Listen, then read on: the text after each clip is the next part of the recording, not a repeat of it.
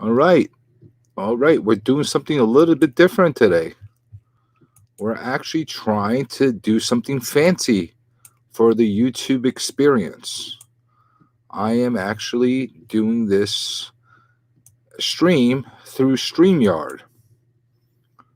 Now, it's the free version of StreamYard because I'm not going to pay for a version that I'm not really comfortable using yet.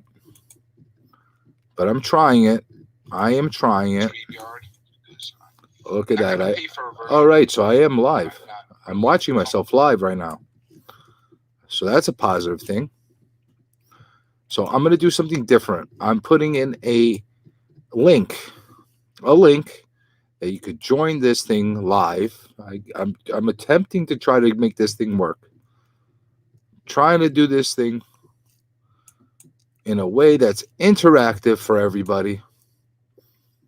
Hopefully it works. If it doesn't, whatever. But as you can see, I got boxes. I got boxes of stuff. A lot of boxes. 3 big boxes to be exact. And they're from a couple different sources.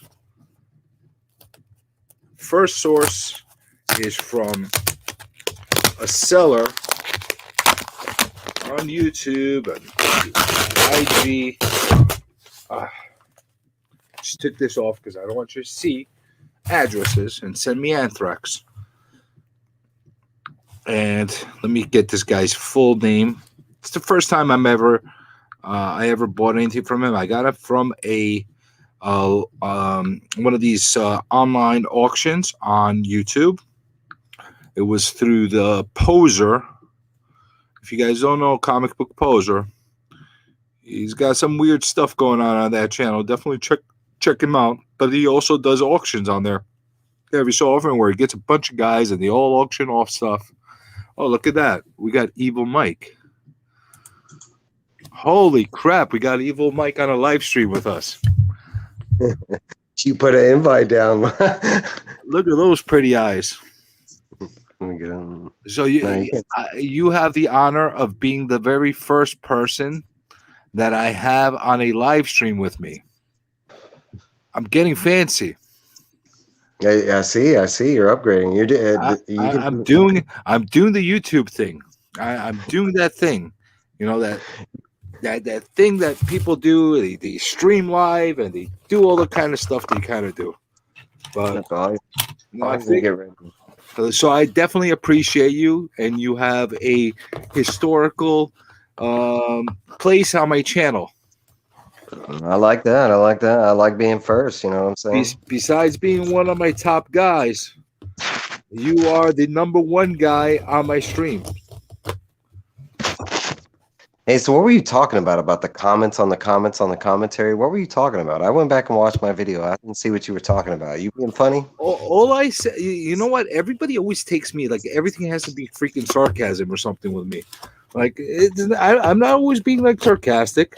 Sometimes I could give a compliment to people, and like I just thought that the way you worded everything, and you kind of talked about the community, and the way you approached it was a really nice way. That's it. You know. I thought that's what you were talking about, but I wasn't sure if you were talking about like something specific. No. I was just talking in general. Like it was just a really nice commentary on the community and how everybody gets together. That's why it's like it feels like a family. Like it really does. You know. Hell, if people could accept me in this family, you know that they're very welcoming. You know? We do. So this guy, this is a nice box this guy used. Look at this thing. I see. That's pretty nice, right? It's a lot that I got. I think it cost me about $46. I think he got pissed that it went for that cheap because nobody else was bidding against me at the end. But hey, I'll take it. Cheap comics, you know me and getting a whole bunch of cheap comics. I might have to sometimes pay for the expensive ones, but I get no better kick out of getting a bunch of cheap stuff and getting my money's worth. See what the hell's in here. So you believe what the hell's going on with this algorithm thing now? People are accusing me of using it as gimmick now, and I'm getting all these like messages from people and that kind of. Hey, Sith Lord, how you doing? They think it's a gimmick. Yeah, they think it's a gimmick. Like, who in their right mind is going to ask for people to dislike it if it's going to be a gimmick? What would be the gimmick? You told people to not like the video. Yeah, that's what I don't get it. I just don't get it. Like people are like thinking there's like alternative motives behind it. My point is if I'm at a point in my channel where if the thing completely collapses, it's not going to be the end of the world. I could open up a new channel and start all over again if I wanted to. And that's the only reason I'm doing it right at this point. You know, like what? I'm going to become the dislike king and go viral on dislikes? I don't think that's going to be the case, but it's kind of weird. Hey, bottom tier, how you doing? Anybody wants to jump into the stream, you're more than welcome. I'm using the cheap free version of StreamYard. I think I'm allowed to have 6 people on here. First come, first serve. Anybody that wants to come here. Oh, look at this. Pretty decent packaging. But isn't that a crazy thing, Mike? That whole gimmick of, I don't know. I don't get it. I just don't get it. I think Mike froze. I'm here. Oh, you're there? Hold on. I see your face sideways for some reason. No, I was in the process of I was talking to Nikki Delight on Instagram. Hold on. I gotta check her out. She was one of the people that you actually were mentioning during your last video. Yeah, and I mean the reason being is because a lot of those people I talk with daily, they'll send, like Astro Wizard, he's asked me about like, hey, did you read this comic? What'd you think? And sometimes I have the review or I'll tell them, hey, I got it coming, just give me a second, but I love that. I mean, that's why I'm on YouTube, is that engagement, and like I tell this to anybody that wants to reach out to me. I mean, I get a lot of like weird stuff, and I might not respond so friendly to that. But I mean, if you're like kid videos, is that what you're talking about? The weird stuff? Yeah. But I mean, if you generally like want to have a conversation and ask some questions and stuff, of course, I'm all for that. Like earlier, I was talking to Glenn, I was talking to Nikki, but then Instagram, I think it's having that problem again. It's going down. Hey, Uzumaki, how you doing? I was just talking. Look at that. Well, as we're talking, I'm going to start showing this. Oh, I forgot what's in here. We got Some Things Killing the Children, number 18. That was nice. We got Enter the House of Slaughter. Look at that. Free comic book edition version. I got a feeling this thing is going to be worth more than the one that's going to come out this week or next week. I don't know when the hell this one comes out now. I got a feeling that this is going to have better value than that, because that other one is going to be so overprinted. Everybody's going to buy like 1 million of them to get the ratios. It's going to be like, retarded. I don't know. That's my spec for the day. There you go. You got my spec commentary. Old Man Quill. Look at this thing. Look at this. I actually think Old Man Quill, yeah, Scotty. Is that a Scotty? I think so. I really don't like Scotty Young. Not that I don't have anything against him, but I just don't like him being on every freaking cover. Like, it doesn't belong there. He looks like Calvin. It's not him. It's Katie Cook. Very similar. I'm sorry, I cut you off. What were you saying? No, I was talking about Enter the House of Slaughter. I think that one's going to be worth more than the first issue, because the first issue they're printing like 500,000 or something. So I have a feeling that's going to be the case. You know what? I got this in here. I'm going to talk a little bit about the giveaway towards the end of the video, but of what I'm going to be putting in there. But I think might have to throw that in there as well. We'll see how it's going to go. I don't know what I'm going to end up giving out. I got this one too. I forgot. This one I actually needed. Trover Saves the Universe. What the hell is this? Rick and Morty. Is this good? I didn't read it, but that's Rick and Morty. Like, I mean, you can't go wrong with Rick and Morty. I don't know anything about Rick and Morty other than the fact that it's like some kind of cartoon version of Back to the Future or something You've like never that. you've never watched Rick and Morty? Never watched it. Man, Never you can watched pick it. I any episode. Any episode. They're only like 20 minutes long. You're gonna have a blast, and believe especially me. it's kind of more oriented towards our age groups. You know, it's more like the references and stuff like that are more. You know, I mean, millennials they eat that shit up, but really, it's kind of oriented to a more grown. People that grew up with Back to the Future and people that grew up with like the old Star Trek and stuff like that, because it's not really that they're making fun of them, they are at the same time, but you just have to watch an episode and judge it for yourself. But everybody that's watched Rick and Morty loves that shit. I think I'm gonna have to check it out. I've seen every freaking weird cartoon out there that in existence, and I usually like them. My kids get me to watch like all the crazy stuff too, so why not? They haven't gotten me into this. I don't know why none of my kids are into this. I got a son that's 14. I got a daughter that's 12. They usually like this obscure stuff. My little one, she watches weird stuff. My little one, she's 6 years old. She watches people playing with toys on YouTube. What the hell is Mm-hmm. that all about?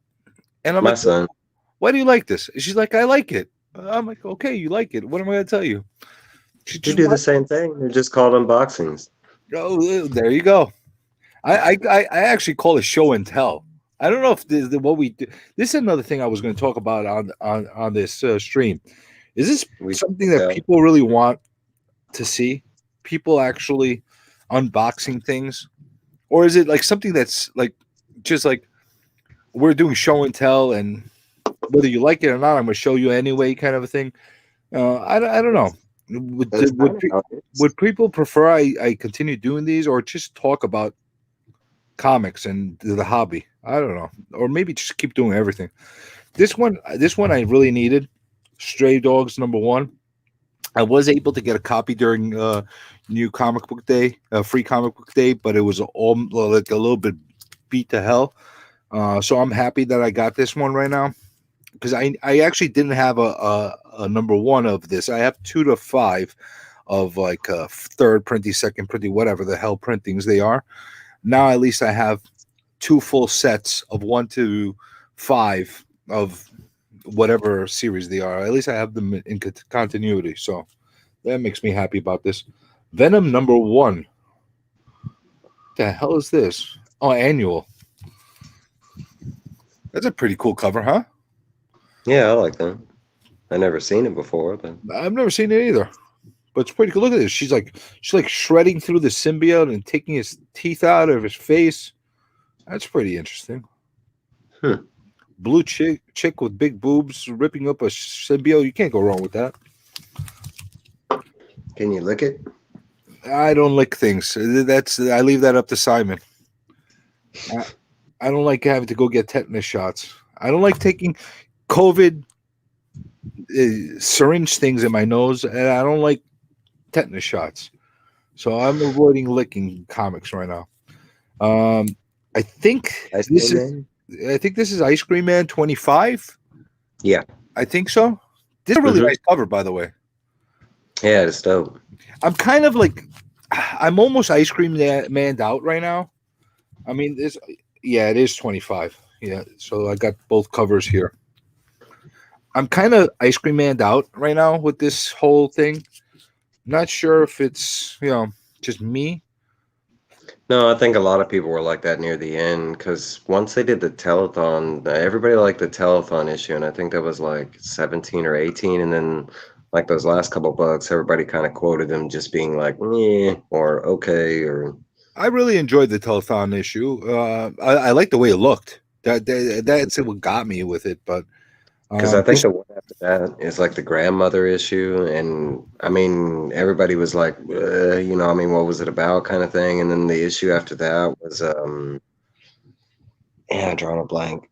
But I think all of them were kind of like at a meh status near the that's end. kind of how I feel. Like the stories are kind of like all mushing together right now, and like they're all like decent reads on their own. You pick up any Ice Cream Man, they're decent reads. But I feel that I don't feel that urge every month to go and get the next copy. Not anymore. They had some great covers. If I'm not mistaken, issue number 25 is the issue that connected with the other comic that was similar. I'm drawing a blank, but I think it's the issue that connected the two universes. It's a comic that's just like Ice Cream Man that came out at the same time, and I'm drawing a blank. Damn it. Haha. Um, No. yeah, haha, haha. Yeah. That they kind of merged. I'm pretty sure it's that issue, but there's an issue where they did merge the two franchises together, where they told us that they were in the same world. Well, it's something like that. I mean, I got the Host Haha series, and again, that's another one that I went into it really liking it, and kind of walked away with like, eh, just like, it was all right. It just didn't keep me asking for more. I'm kind of happy that was contained within 6 issues, because I don't know if I would have continued past that after that. So Right. then I got this trade paperback of Stray Dogs. Ooh, that's dope. I believe I believe I got another copy of this, so this is definitely going to get given away. We definitely mentioned give away. SSG and SS Usamaki and Sid Lorley are talking about. That's probably the worst thing about Texas is we don't really have a whole lot of like like theme parks, especially like as big as Houston is. We don't have a single one here. We used to, but like Austin and San Antonio, they do, but we just don't hear. I don't know. Austin doesn't. I think, or I'm not sure. I think right next to Dallas or something. You know what? We don't have anything here in New York. I'm shocked that Texas doesn't have anything with the amount of land you guys have there, and the fact that it's a hell of a lot more affordable to be able to build one like that for a corporation over there than it is like in New York. New York, I understand why we don't have any left. They I thought basically they had Coney Island. They price got us rid of out. Coney. Well, Coney Island is basically a landmark. Yeah. Think of it from that aspect. Coney Island is a landmark. They won't get rid of it. It's got a lot of grandfather-in laws of why it stays that way, and it's not massive. Don't get me wrong. It's not like you're going to the Disney World or anything like that. It's like a little piece of Brooklyn, that you're going to at the very tip. So, it's nice that it's there, and it's not exactly the safest environment. It's not like you're going there and you got Disney people like sitting, parading around. Yeah. It's getting better. When I grew up, like in the 80s, early 90s, we used to go there, like hang out, but it wasn't great. You wouldn't want to go there with a family. Yeah.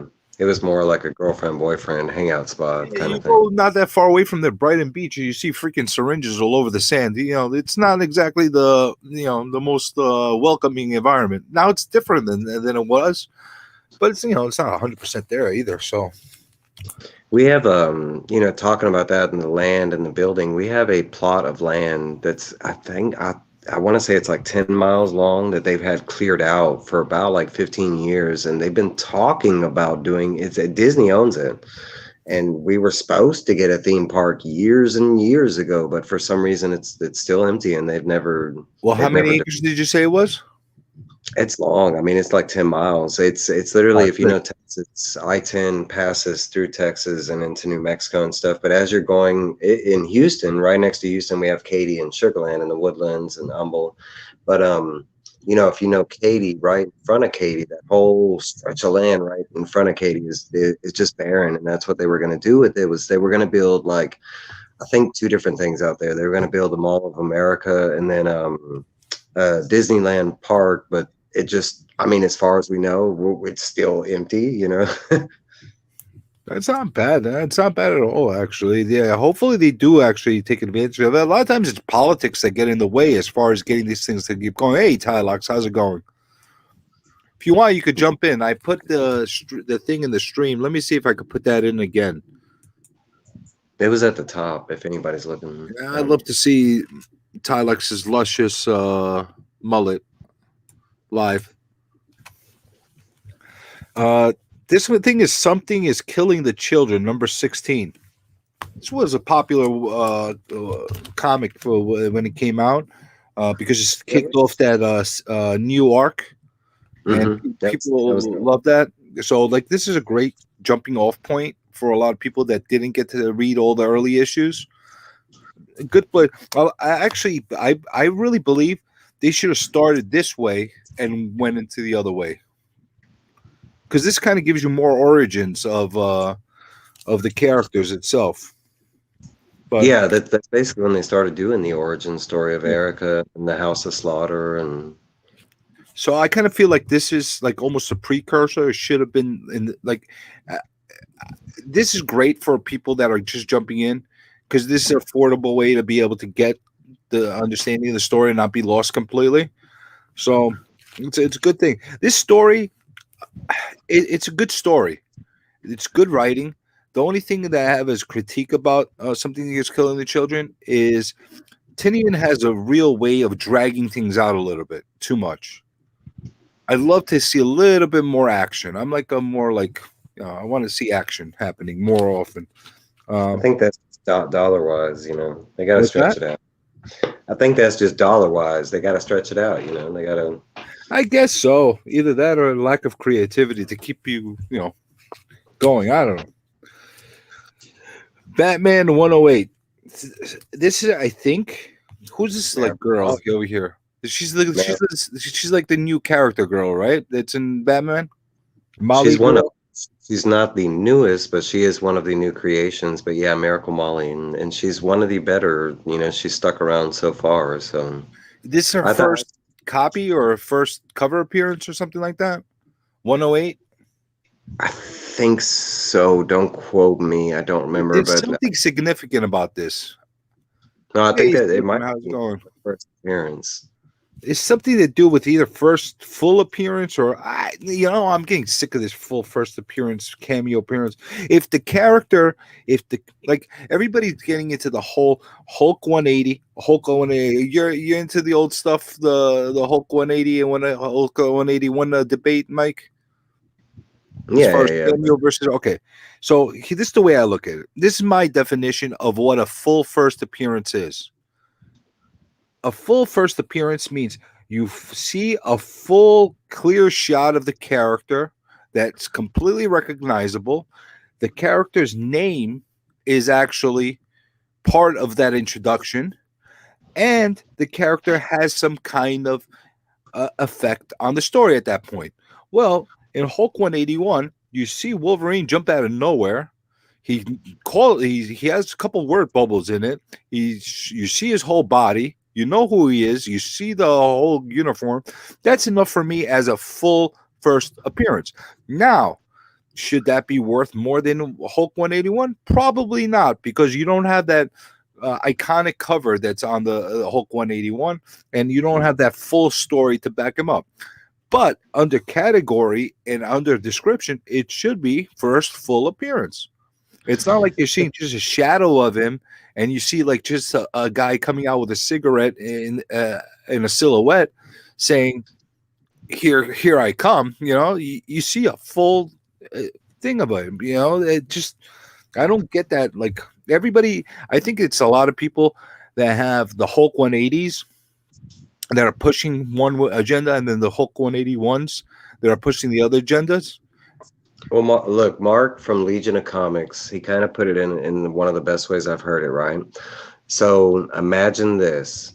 If we only had issues all the way up to 180 and they stopped at 180, would Wolverine be in comics? And the answer is yes, he would be in comics, because guess what? You had a word bubble.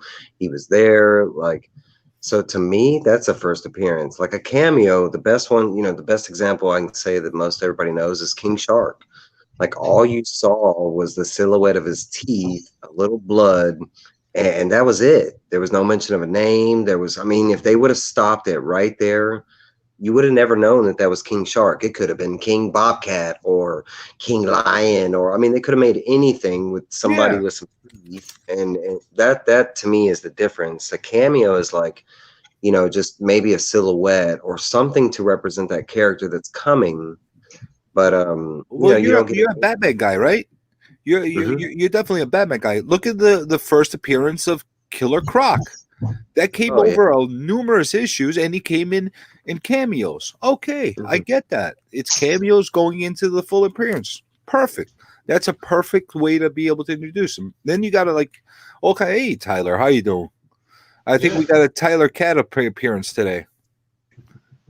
Yes, he was. If you were paying attention, he was on the back of the chair. I didn't know that until I looked Let's see up. that luscious mullet of yours. All right, It's so that. here, add this one to the debate. All right, Which one Look was at that one? that. Avengers 54. First Do you cameo know- of there, Ultron. you, there you go. Of First Ultron? cameo of Ultron. Right, so It- this is a cameo, and I count this as a cameo because I mean, even though you see his face, he's like Explain to the people why he's a cameo. right here. Okay, he's on the last, second to last panel, on the last page, and all you see is his face. He's got no dialogue. Everybody around him's talking, but all you see is his face. You don't even see his full outfit or And whatever. you don't know what his name is either, right? No, you don't. They don't name him anything. There you go. That's a cameo. Mhm. So that is Avengers a full-blown 55 cameo. is From what I full heard, appearance. 181 or 180, from what I've heard, because I haven't read the book, I haven't seen the inside of it, so I don't know, is that Wolverine said things. He was in full costume, and you could see who he was. You knew who he was. I count that as a first appearance. Yeah, no, I do too. I mean, That's you know, really, I can understand. I that's can gonna make a whole lot understand. of people mad. I can understand the debates like on Gambit, but it's due to distribution errors. Like one comic accidentally came out before another, so I can understand that. But like, you know, when you have an issue of 180 versus 181, and Wolverine is pretty predominant at the end of that book. I mean, I've read it. That's the difference. Is a lot of people have those books, but they haven't actually flipped through it. And I mean, it's not. I mean, a cameo is kind of obvious, you know. I mean, it's a silhouette or a shadow or some teeth, or you know, but it's not conversation with the good guy, and it's not like, hey, my name is Bobby Billy, you know. It's no, a cameo is This is the you know, outfit that I'm wearing. You know, I mean, you get to see everything, and you're like, it's a cameo. He was only in one panel. No, he made noises. He did things. It counts. to But me, By the a way, cameo guys, is anybody that wants to jump in, you're more than welcome. As long as what the hell is this thing called? Stream Yard Duck will allow me to fit people on there. think Sleeping Comics. Yeah, you should crack that at 180 open and see what I'm talking about. I'm sure you have already.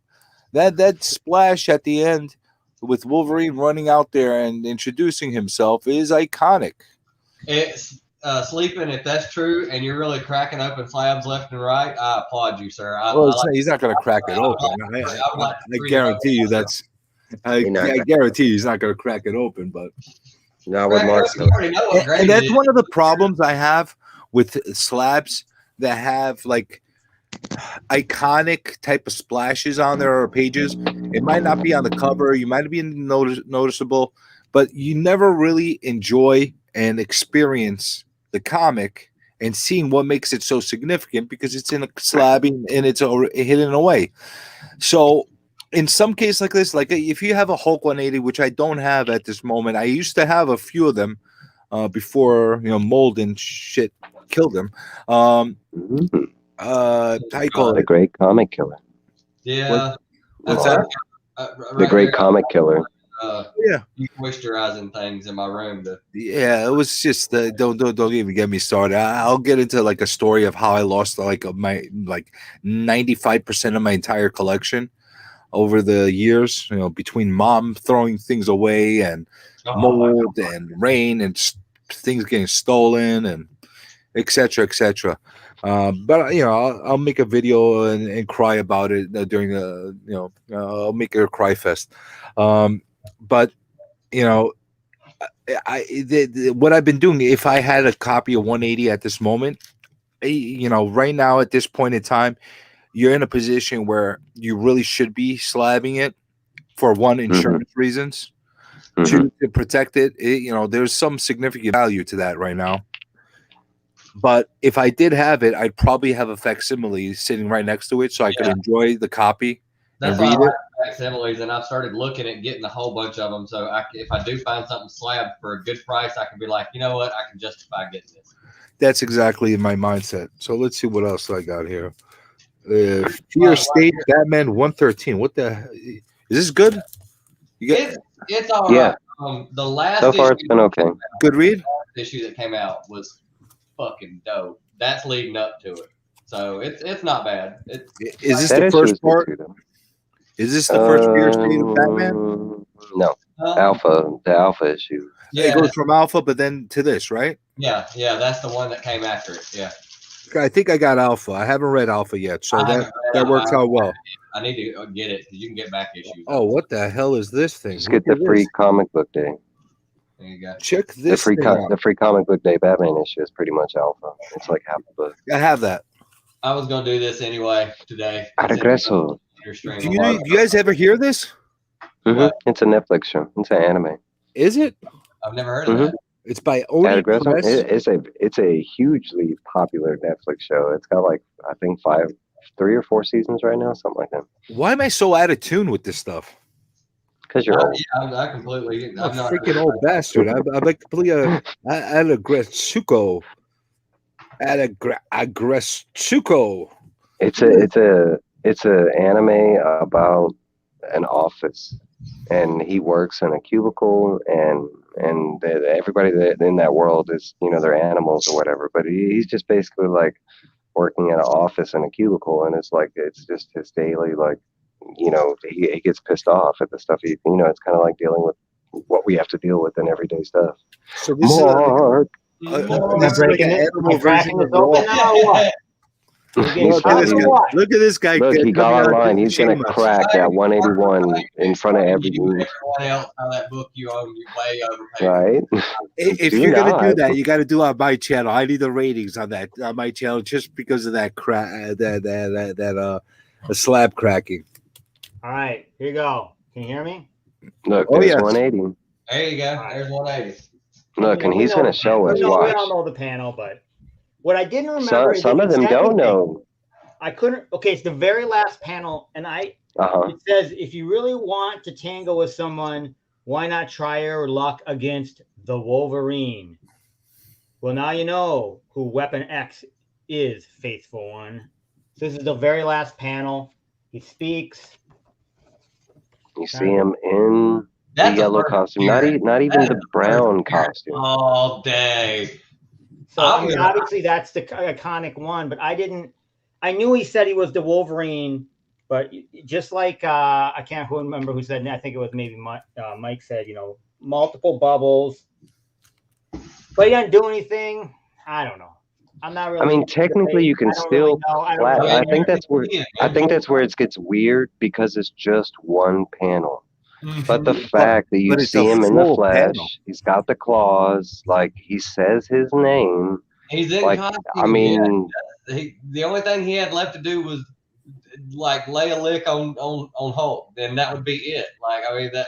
The only thing that you don't see is the sneak. The sound effect from. I mean I think that's a first appearance too. Is was the sound first time written in there too? The sneak was it written in there? No, that's a different one. That's Claremont started that. Yeah, Claremont. I thought it was. I can't remember which one.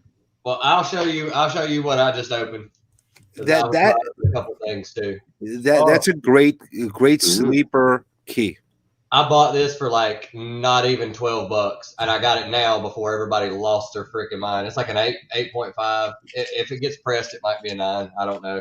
I don't care. I've got it, and it's not $500 or whatever it's going to jump. Honestly, you got a decent price for it, fair market price for it. But every time you go to your LCSs, anytime you stop and find that copy, you could find them for $5-10 in really nice condition. Is that the first appearance of Nimrod? Yeah. I'm gonna get it now before it shoots. Pick him up at $5-10. Pick him up all day, every day. I don't tell people to go buy stuff very often. Like I don't like to tell people to spend their money on like stupid speculation and stuff like that. But for like $5-10 to have a couple of copies on a key appearance like that, there's a lot of upside and very little downside. I mean, yeah. And I have a hard time believing it'll fall less than $5 now before it shoots up just stupid money and I can't afford it. Then we got this Ghost Spider. So what the hell? Like I got this is like a really obscure lot of books that I got. I want it because it's a lot of comics and they came cheap. I'm gonna jump off there. I don't know. I didn't help anybody. I just. You're not gonna give us some Yes, you did. Get out of here. You did. You showed off the panel. I actually couldn't remember that I knew he said he was the Wolverine, but I didn't know if there's multiple bubbles. Sleeping. I thought you were gonna bust out with a Wolverine NFT or a Hulk 181 NFT to show. I don't have them yet, but I will. I'll get them when they come out. So by the way, anybody that's watching right now, if you don't know Sleeping, you have to start watching him because he's my only education at this moment as far as it comes to NFTs and this absolutely insane component. He's breaking ground. Look at his channel. What it's all about, but I'm really curious, and I'm riding along the whole way with Sleeping just to see if he crashes or burns with this. Most likely going to be burn. You know, I already got. I'm rooting for you, buddy. I really am rooting for you. Different people's houses because I'm not going to be allowed in my own house. I am really rooting for you. I want to see this thing become a freaking gangbusters thing. I just don't know. I'm like confused by this whole situation altogether. What confuses me about the whole thing is okay. I get it. It's a copy of something that's like a collectible, but it's a digital collectible. I get that. But what blows my mind is how's it supposed to be worth money if you can never sell it? No, you can sell it. That's not my problem. The sellability is not the problem for me. I'll tell you what the problem is for me. Let's say you, I don't know, this thing. This freaking animal office comic. Hey, I'll be right back. Let's say there's an NFT of this, right? And you could get this and pay for it for X amount of dollars. $10, let's say it gets released at. Okay. I could still go to one of these digital websites like a Comixology or whatever it is and go read this digitally there. Yeah. That's what bothers me. I would be a lot more for the NFT market if they're going to release Amazing Fantasy 15 on an NFT, then take it off the Marvel Universe online. No more. Either you got the NFT or that's it, or you got to buy a hard copy. Commodity, right? Like now it's a real commodity for me. Yeah. I can't go get it anywhere else. Either I got to buy a hard copy, a reprint, an original, some version of the print version, or I have the NFT. It's a good point. That's where I believe that they're dropping the ball, and I feel that they're hurting the possibilities of a real serious commodity market turning out of this. Imagine if you do have an AF-15 like NFT. Imagine if they take it off the ability for you to read it on Marvel, whatever, then that would definitely, whatever it would be now, it would definitely go up because then it's even more. Just imagine this. How many millions of people go online and they read these things either through a subscription or for free? The one thing that I would say, and I'm talking, I do have Marvel Unlimited, so I read a lot of my stuff through Marvel Unlimited. But if I drop my subscription, I can't read shit. Like I can't read, I can't read anything, right? So whereas the NFTs that I purchase, I own them. They're on my phone. I can, whatever. I own them, quote unquote, for the rest of my life. But no, I'm with you. I understand what you're saying. Yeah. I mean, agreed. You drop it, you can't read it again. But then for what is it, $9.99 a month? Yeah. Okay, for $9.99, you jump back on, you got it again. Yeah. Anytime you want. Or you do a trial subscription, you got it for free. It's madness. Like I don't understand it. I don't. You're going to teach us though. We're going to look at you for an example. So we want to thank you for going ahead and sticking your money out. Well, yeah. You know me. I'm a mom. I'm a crazy man.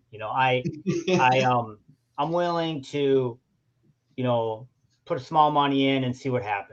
I have a set, whatever. Anyways, but yeah, cautiously go into it. That's it. Yeah, I mean, for me, it's fun. Whatever, we're all having fun together. Hopefully, you can see me fumble around.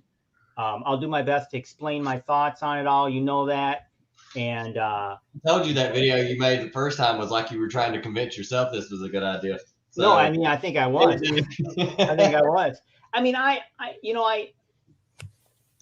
like technology, kind of wacko stuff. I was a real big advocate of Bitcoin, blockchain, cryptocurrency. Still am. I still think those are, going to change the world. I think blockchain technologies are going to change the world. I tried to start I really, in one of my videos, if you watched, I talked about how I tried to I'm not even gonna start lie. a blockchain Bitcoin company when I was, years and years and years ago. So I'm thinking about taking my whole. That's the one component of blockchain and crypto, though, that there's that intangible component to it, that there is some value. It holds some value. There you can purchase something using those currencies.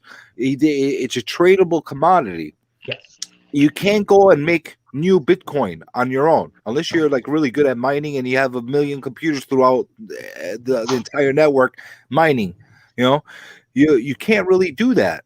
But the problem with these NFTs is it's not a unique tradable commodity that is non-existent in any other form. Well, this has too many models forms that exist. So like the collectible, thing of Spider-Man probably is. But you're right. I mean, the comics in there from a graphical perspective is definitely can be. That's the issue I have, and I'm not joking. I think I mentioned this on one of my comments on one of your videos. I'm very intrigued of drawing up a bunch of NFTs just to create an experiment and seeing how that goes, where I'm putting a digital version or something. I don't care what people buy it for 10 cents. I don't care, whatever the case, just to see how that works throughout the whole system. I'm actually very curious to doing that. Now, you couldn't do it through the VV.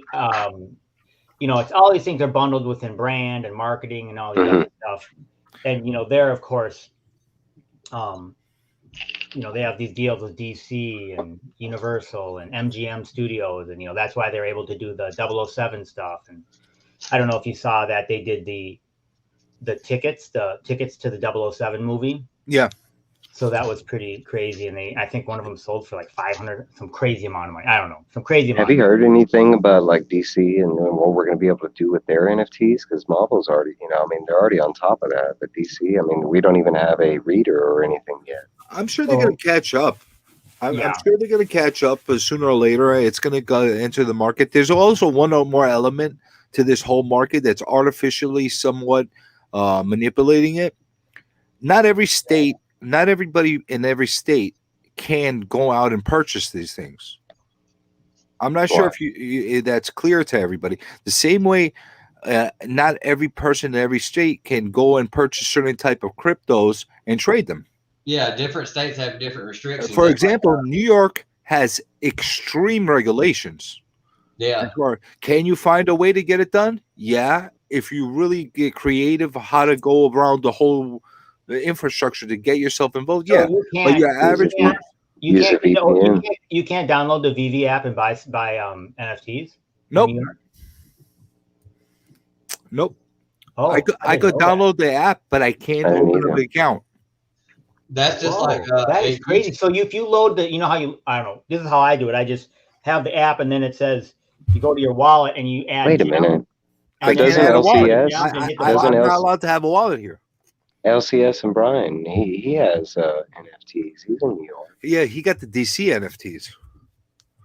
No, I don't know. I didn't realize that. Wow, I didn't recognize that. You guys couldn't do that. They must have some sort of localization that blocks it. If Brian found a way to be able to find a workaround, I'll find out. Like I said, there are workarounds.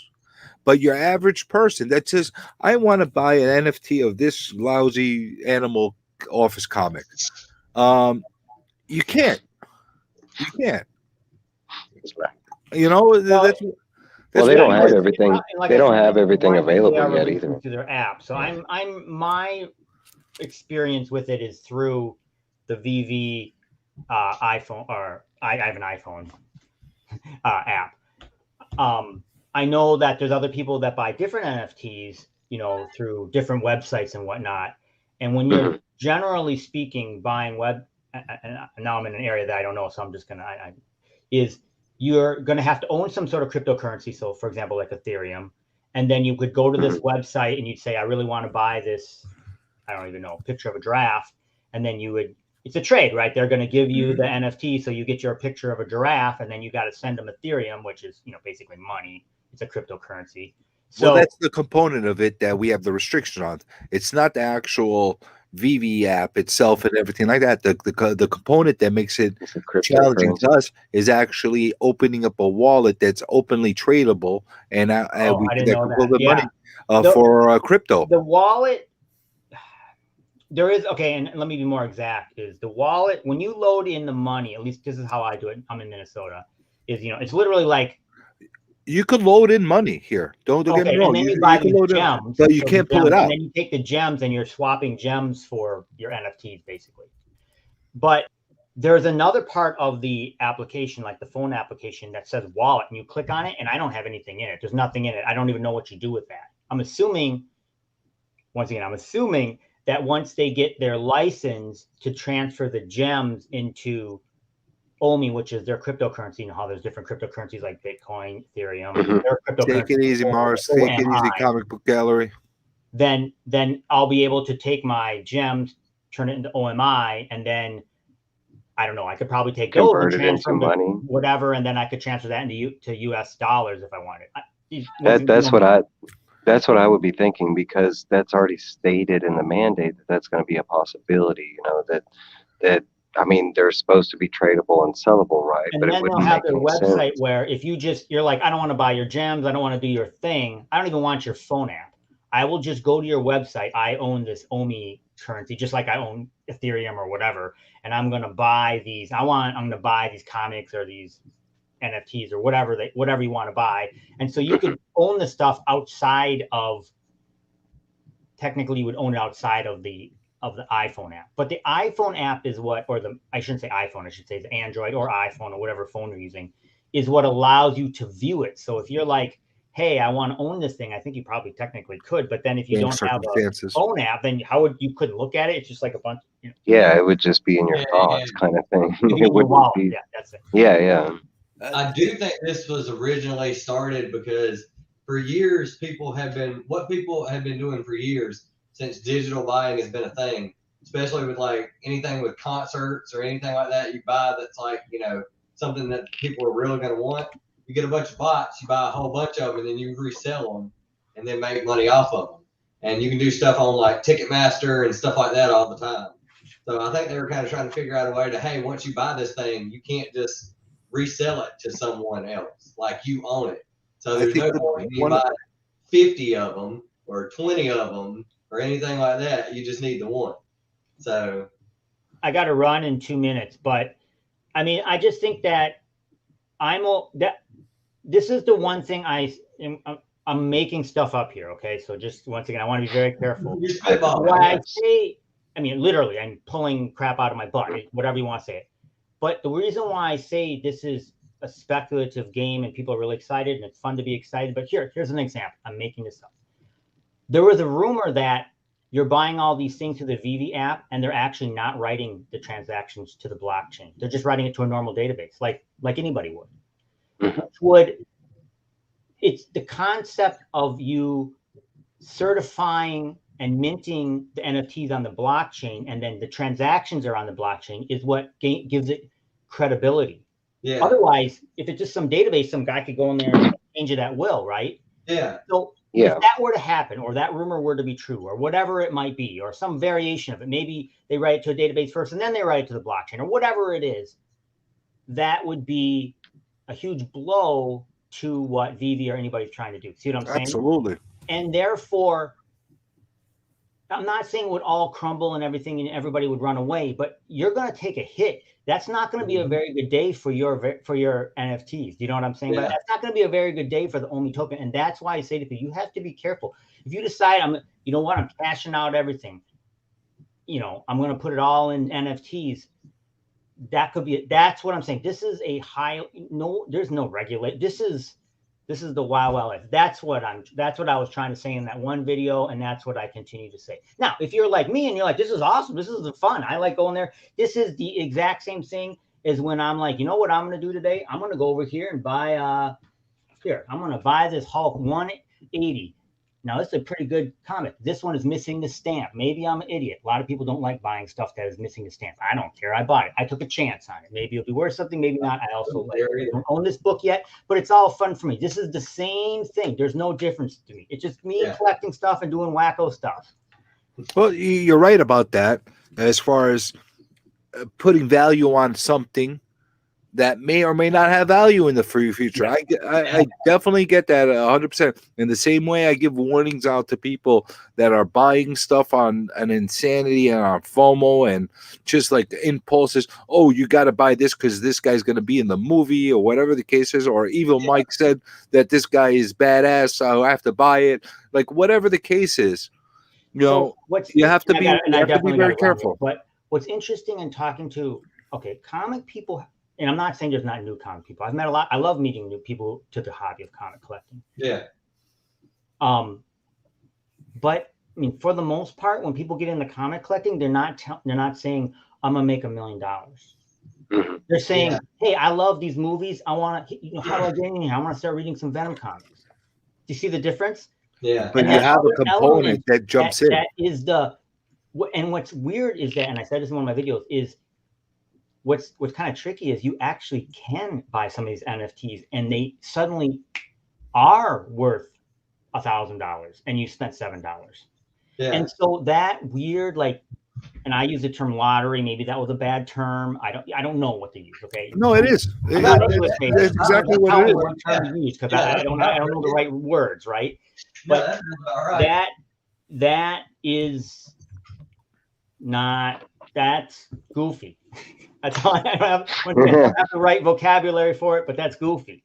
Man. No, that's exactly what happens all the time. Sleeping. I know that you want to rush off, but before you rush off, I want to give you a big shout out and a big congratulations for hitting that major milestone. Yeah, very, very big deal. What did you hit? 1,000? Is it 1,000? 1,000. So I'll tell you what happened is this larger NFT based YouTube channel, Cavell Anderson. He did a spotlight on my channel on one of my videos, and of course that's what did it. That's what blew it up.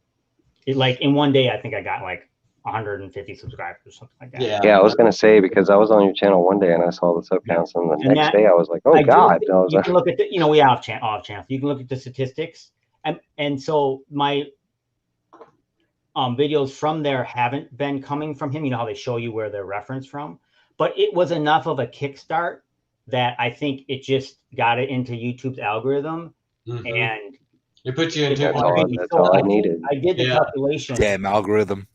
But it's all about that. I'm glad it worked out for you, Sleepyn. I picked up. Yeah, you know what? It's well deserved because you're hitting something that not a lot of people in our community are taking it on the same approach.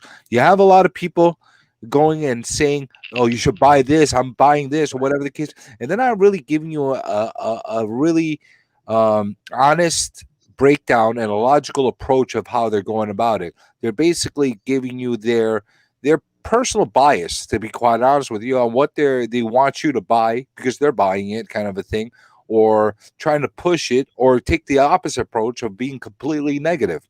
A lot of people think I'm negative about it. I'm not negative about NFTs. I'm just cautious. Yes. Yeah. That's how you should be. There's a big difference. What's going to happen? It's new, so I mean, there's always that level of unexpectation. A lot of people don't know a lot about my background, but I've worked in sectors that are very market driven. I've been working for years in the real estate market. We have a very similar type of scenario right now that is propping up the values of properties left and right. And then in other places, different type of scenarios. I worked in the market as far as Wall Street's concerned at Morgan Stanley during the heyday of the internet bubble in the mid 90s. You want to talk about FOMO and commodities, and I can't even imagine. And people freaking out about buying stupid things that had anything that had a .com attached to it back then. People Oh, were I just remember. dumping their money on it. You want razorfish? Go ahead, buy razorfish. I bet you don't even know what a razorfish is. You want CMGI? Go jump I think on that's very similar to NFTs. Very, very that similar. Sounds very similar to NFTs right now. Very, very similar. And there's I always understand. winners and there's always losers. Yeah. Oh, It yeah. always works that way. Just Hopefully, again, I'm not a loser. cautious. Wait, maybe I am a loser. You're a winner. I'm a loser. Mark, shut up. I gotta run. Thank you so much, guys. I'll talk to y'all soon. I appreciate it, Sleepyn. You're great.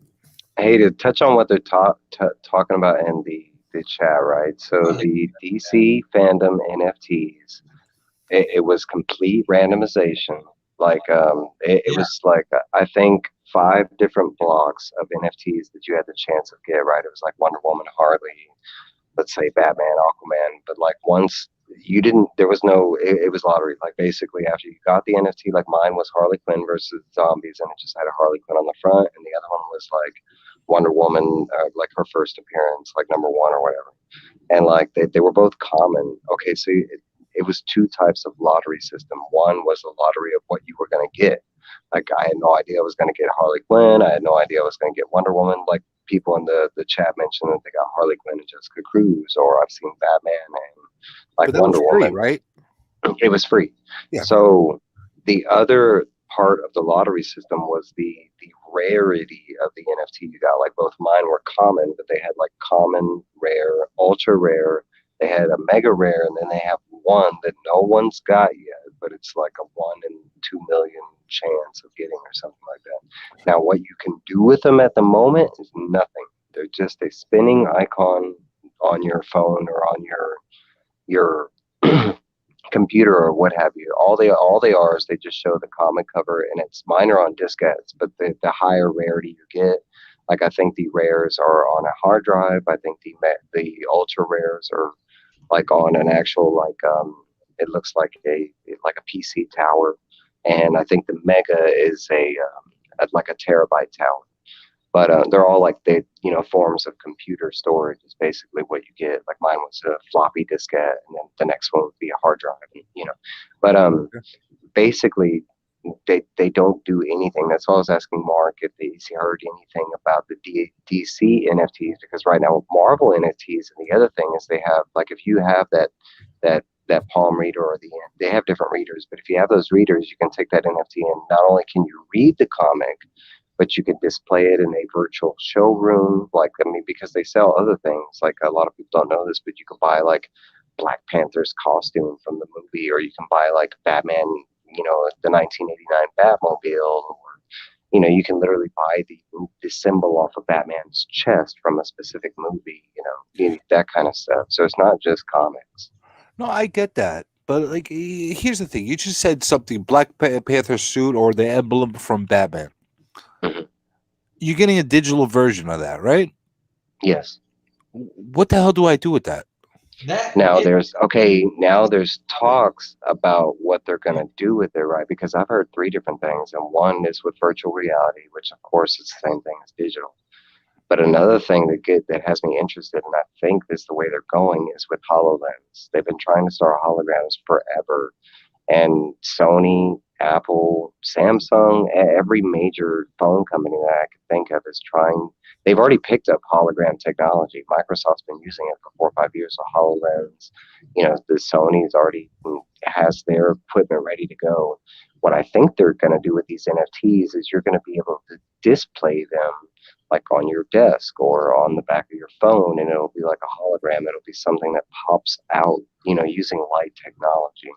But if you've never seen HoloLens, it's just some glasses you put on, and like they use it right now in medical aspects, but there's the gaming aspect too. But how I've seen it in the gaming world is you could be playing Minecraft, and normally you would be playing on a screen. If you're using HoloLens, everything that you see is physically hologrammed in front of you. No one else can see it, but since you have those glasses on, I mean, there's literally like a world that you can physically touch. I mean, it's all light, but I mean, it looks like you can touch it. From a gaming aspect, I could definitely appreciate that, and I could definitely see some intrinsic value to it, because people would love to incorporate it into the gaming experience. I could definitely see that happening. and having it complete with value, especially like you're playing one of these games. What they play Fortnite. People love Fortnite, or kids love Fortnite, or whatever.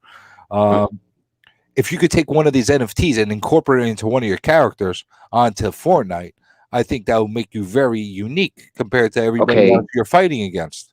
Well, there is some other aspect to that, because on these specific DC NFTs, there was, like when you get your NFT and to find out what rarity is, you have to scroll down and it says attributes. There's 3 things that it says under attributes. One is the character's name, like my Harley Quinn comic says Harley Quinn. And then it says, it tells you the, the rarity of the NFT that you got, like it says common. Now under those, it does say video. We don't know what that video means. And like you were saying, I can see that totally being a possibility. Like if you bought an NFT and say you were playing Halo or something, and you bought like a Halo, or something, it could be like a digital add-on to your character because you bought that. I could see that, because microtransactions are already huge as it is, and companies got in trouble for doing microtransactions. So I think it could be another way that they're trying to incorporate that, because the NFTs are kind of like a microtransaction as it is. We already have physical comics, We already have a physical Batmobile. We already have a physical, Black Panther suit out there. They're just digital representations. See, that aspect of it would be like a really wonderful use for it, and it would have, for me personally, from a logical and sensical approach, a actual value of use. I think that's really important. Some of the cool, I'd say another cooler thing that I've heard, but I haven't seen it, because Mark said, Mark's channel, he's talked about like when you go buy an NFT, how many of they release at one time, right? And if you could go buy like a whole 181, but there's like 200,000 of those NFTs, how rare is that, right? But like for instance, on like that Batmobile, like 1989, I think right now it's a statue. They only released 10 of those in the world. So I think that kind of paints a different picture. Like, how cool would it be for you to be one of those 10 people that have that specific NFT, and how, as far as value, especially like, if it was a James Bond car, or Batman, or even a Jetson, there's fans of everything, right? Well, here's something that's interesting that I found out from another site. I forgot which site it was. I think it might have been on Economics on Comics. He had somebody else that has created some NFTs of certain models that they create through 3D printing. Now, original stuff. Now, part of the package of what they're doing as far as selling that NFT, you'll also get the I don't know how it works exactly for the 3D printers. I'd love to find out, but some kind of like code or some kind of file that the people that have the 3D printers get with that NFT, that they actually could print out their own version of that NFT model that they got. Oh my God. So that's actually really cool in my opinion. So if you Now have that could be cool. Batmobile, right? Let's say you have that Batmobile, and you could print it out, and you could print it out. How awesome would that be? Yeah, that'd be dope. I didn't even think about that, and that's another. I mean, because right now that's why I like that Mark has totally stopped his channel and has totally dived into this, and I believe that's why it's getting that popular, because it is popular right now. But at the same time, it's brand new, and all this is speculation. We don't, station. We don't know. It's all speculation. Like he was saying, it's all hypothetical. See, it's guesses, and we don't really know. And that, to me, that's kind of the fun appeal of it. Now, I can say one thing, like say that Batmobile example I gave you with them only releasing 10. Honestly, that would piss me off, because that means I'll never be able to get something like that because of how rare or expensive it possibly would be, type thing. It's kind of like the Bad Idea books. That was one of the major things that pissed off people about the Bad Idea books, is they just weren't distributed like they should have been around the States or the world, type of thing. And I can kind of see that avenue of it too. People not liking it for that reason. But in my sense, like, I don't have money to jump into another collectible. I mean, I've stated on my channel before, I'm already collecting Hot Wheels and action figures and statues and posters and T-shirts and comics. And, like, bro, I don't have money to hop into another especially expensive collectible, because there are some cheap ones, but for the most part, we're talking about, I want to say the cheapest I've seen is like 25, and then it just goes up. I mean, like he was saying, some of these things are selling for like $300 to $500 already. Yeah, it's getting a little nuts. And like even the stuff I have in front of me, comics, right? Yeah. I've been spending a lot of money on comics, rebuilding my collection, that kind of thing. It's not sustainable pace that I'm going at. There's no way I'm going to keep buying tons of stuff on a daily basis and like not get thrown out of my house and like have to take another mortgage out. There's no way that's going to happen. You're gonna have So to start basically, eating comics. as I'm going through, I'm sifting through the stuff that I really, really like. And my plan is to put together sets or put together stuff that I just that I'm indifferent to or I'm not interested in, either selling them, trading them to get stuff that I really like, and consolidating. Like this thing, it is cool.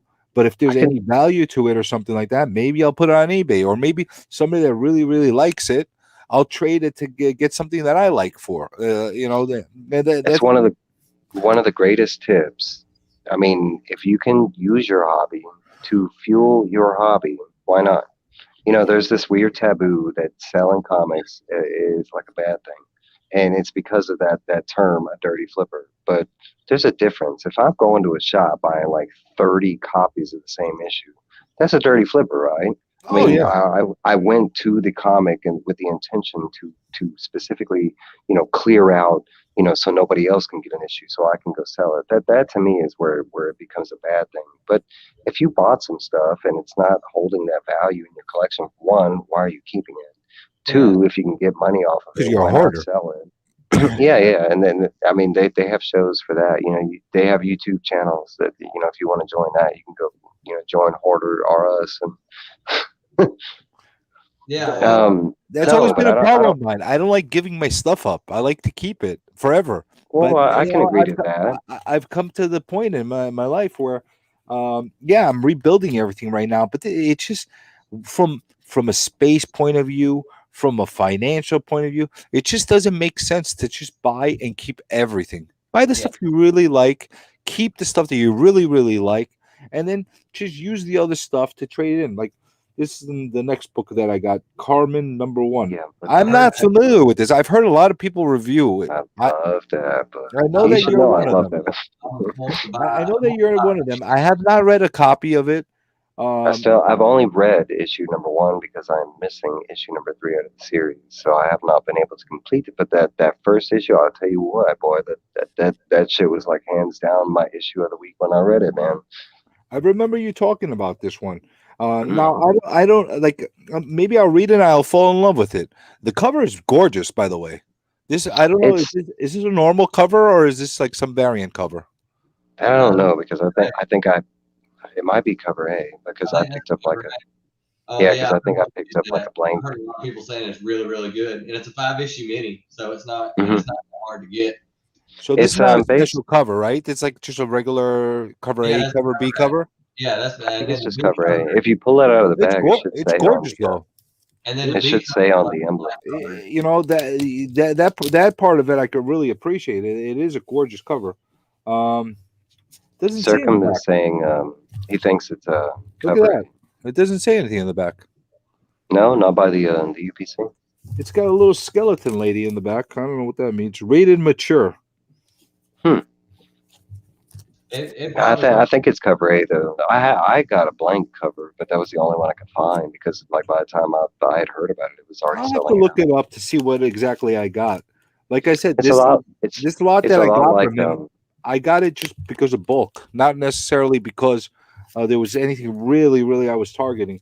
Like some of these X-Men books, like this X-Men #12 that came in here, the Hickman run, it's just a book that I've been hearing a lot of good, positive things about, the Hickman writings.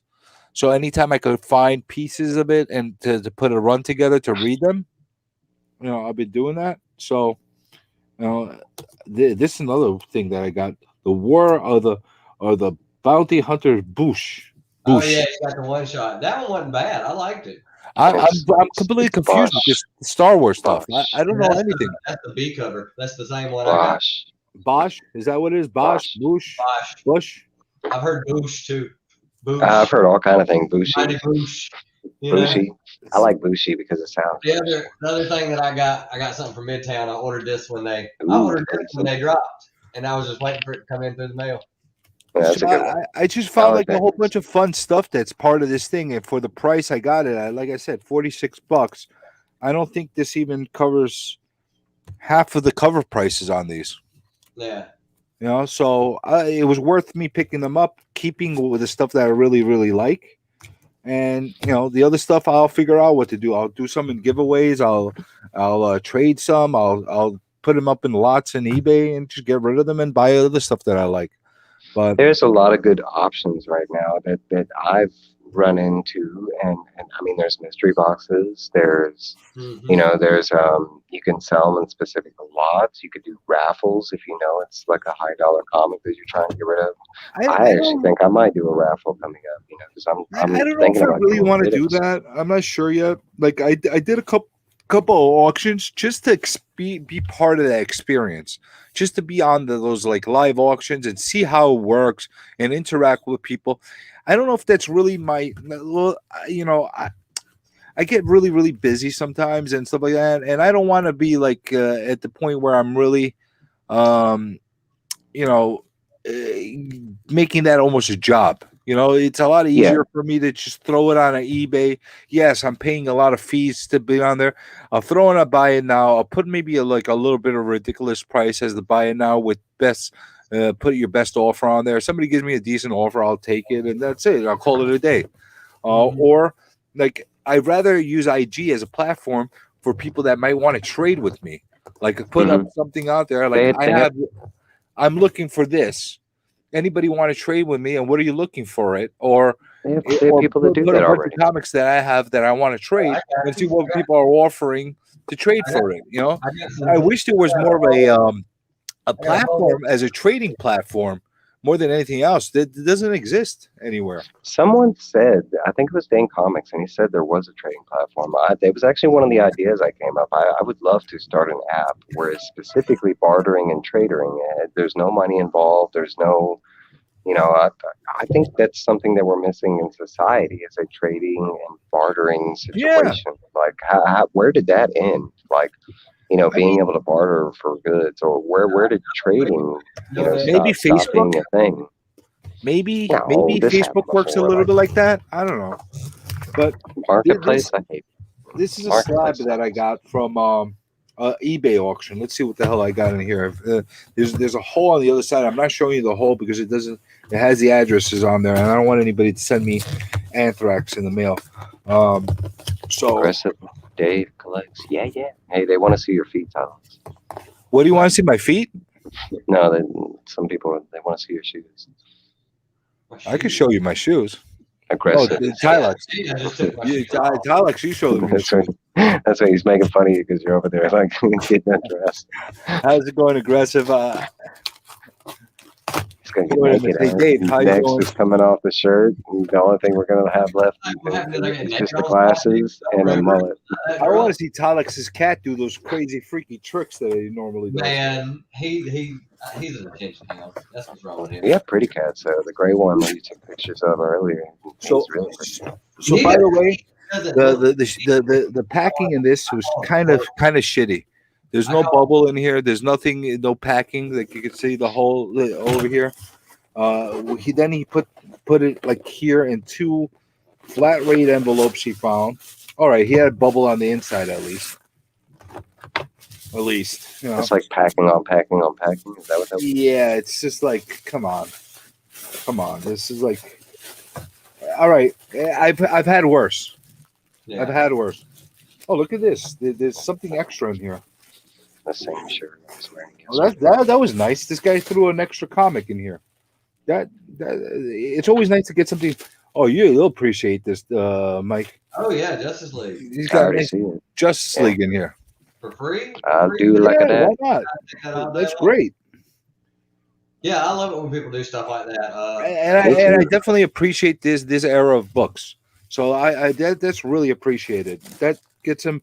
You know, that balances out a little bit the crappy shipping. As long as there's no cracks on the slab, I'll be happy. So would you be okay with that? Like if every crappy shipment you got, as long as they threw a free comic in there, you'd be okay?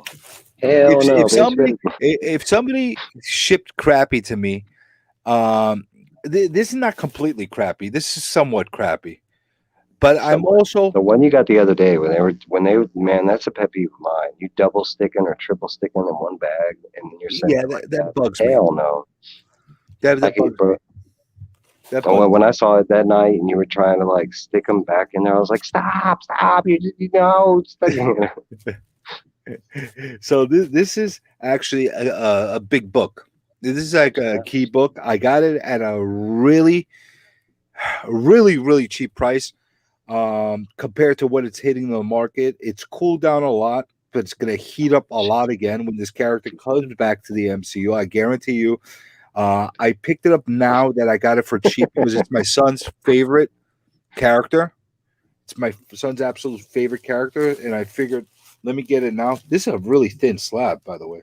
What the hell? Oh, it's a slab? Yeah. Oh, yeah, that's a big one. Yeah. What's the grading on it? The grading is 100, ain't you? The grading is 5.0. Oh, all right. Yeah, hell yeah. 5.0. You talk about dope cover. This should have been 6 or 7 easily. Here's the problem. I don't know if you could tell. Whoever owned this originally decided they wanted to color all the white parts of the Vision with a pen in blue. Can you tell it from the like? I'll do a close. No, I can't tell, but I did recognize that something was different about the cover, and you see that? See it now. Yeah. The guy turned around and inked it blue. Yeah. So these books, this presents way better than any 5 you could ever find. Yeah. Way better. This thing, I don't know. I'm gonna ask a couple people if this actually could be removed somehow or taken out. If it can, I might take the effort to have it done. I'm going to talk to our favorite Frankenstein comic mangler out there, Jerry the Jitterbug. Jerry's going to tell you you can't remove things. If anybody knows how to do it, he would. If he tells me leave it alone, I'll leave it alone. I can remove the ink for you, but guess what? It'll remove everything else. Yeah, well, I could do that too. Because I'll tell you that one of the best things to use, and it's easy. Everybody's got it at their house, but WD-40, bro. WD-40 will remove Sharpie. It'll remove a lot of stuff because it just removes water from anything. You also take a lot of that sheen away, and you're going to take away a lot of that. Yeah, it's going to take all that. I have tested it on a comic, and you talk about one swipe, and it turns to a white comic. Yep. I mean, I don't know. It's but the thing is, I bought this for $370. That's not bad. Which I think is a really good price for a 5.0 of a key of this caliber. Plus, books like that only go up. You know, at one point, the 5.0s were selling $900, $1,000. Now they've leveled off to like $500-$600, right around that mark. So at $370, I think I got a really good deal on it for what it is. I don't feel that I feel like we pretty much bottomed out on where this book is right now as far as the price and the downward spiral after WandaVision cooled off. And sooner or later it's going to start slowly rising again. So I figured now's the time for me to try to get the best possible deal I can on it. Like I said, it's my son's favorite character. It's going to rise exponentially because at the end of WandaVision, they reveal that we're going to get the next iteration of Vision. So the next time we get Vision in a movie, guess what happens? It just goes up. Yep. Like and not only that, but I mean, who was the main focus at the end of What If was the the Vision to Ultron version of Absolutely. Ultron, and then on top of that, we already know we are getting a good version and a bad version of the MCU, so it's coming. Absolutely. And now I didn't get this copy for spec or for resale value. Now, if I happen to find a better copy that's not with ink on it at a really good price, I might pick that up and then sell this. Yeah. Well, it was like you stated in your other video, you did that with what comic was it? You said you did it with Lobo. Yeah, you got one version, and then you I upgrade. got a You sold that one and 9.4, upgraded. Yeah, that's then a awesome. Are you 9.6, kidding me? and a 9.8, and that's what I've been. Mhm. That's part of my hobby as far as how I've been trying to approach it, and like be smart about it, and not like breaking the bank on every book. Okay, yes, this is an expensive book. Not everybody's going to be insane enough like me to go and spend $370 on a comic. But you know what? I could do it at this point. Thank God I'm in the position to be able to afford it. I can't afford 3,000 copies to be $3,000 copies to be buying, but in that range, every so often, if I could find a copy and then flip a few other books just to sustain it and keep the values, I'm happy with this. This is a really thin book. Look how thin this slab is. I was about to say, is that an old CGC slab? Yeah, it's a CGC slab. I don't know if this is like an old. It's an older. It's older. older. Really thin. It's really thin. Yeah. Another thing is, I think those are worth more. Are the because now the newer. Yeah, I think they're in a different class. You have to look them up specifically. When I bought the old label. My It's a really nice copy, though. Really nice copy. When I bought my Secret Wars #8 and my ASM 300, the first time I bought them, I went to my local comic book store and he had 2 of them slab, but they had been cracked because they were older slabs. And he was like, and I was like, how much you want to sell those for? And he was like, we got to send them back in to get them reslabbed. And I was sitting there thinking, I'm not sending those back in. Those are coming out. And he was like, so I'm selling them for cheap, but you're going to have to send it back in and get it regraded. So I think I ended up getting ASM, it was an ASM 300 and a Secret Wars #8. They were both 8.0s. The Secret Wars was like $90. And like the ASM was like, I think I haggled him down to like 300. So this is another box that I got from eBay. You have been going ham lately. And this is packed, guys. This one is packed. You probably can't get this on the video well, but this one is packed well. This guy put it in a nice big box. Look at this. He got the peanuts. I don't like peanuts, but I'm happy that he did that. He put bubble. He put peanuts in there. Hey, there's multiple. Let me see if this is the right one. Yes, it is. This is the one that has a couple of slabs that I got, and one of these is gonna freaking blow your mind. What I found. I don't. There's so very few in the market like this that it's gonna blow everybody's mind. So, damn you, freaking! Hey, I'm gonna address the chat real quick. Hey, they were talking about like what I mentioned before. Okay, guys, you can take alcohol and you can use it to not only clean comics, but you can use it to remove like stickers that you find, right? But you have to be extremely careful with what alcohol you use. With the WD-40 or rubbing alcohol? No. I do not recommend WD-40. Like after WD-40 will definitely take off all ink, and it doesn't matter what amount you put on the second you put a drop in the ink, because the osmosis effect with the water. Alcohol, you just have to be very careful. But if you use a Q-tip and you let it dilute a little bit, you can use it to clean. I don't recommend it unless you are very delicate and patient.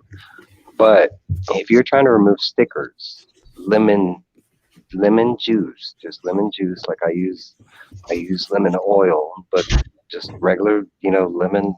This works perfectly. It does not strike you if you try to get your stuff graded, because it is all natural and it evaporates after you use it. It will not take the ink off of covers.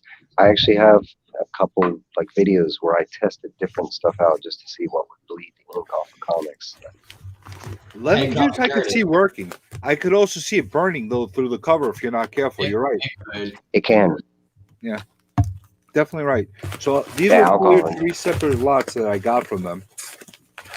I don't know what order they're not labeled. So he packed this really well. He did a nice job with this.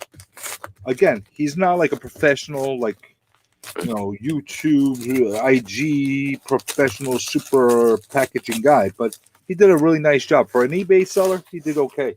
Look at this. Besides having all those bubbles and all that stuff, he had each individual one in a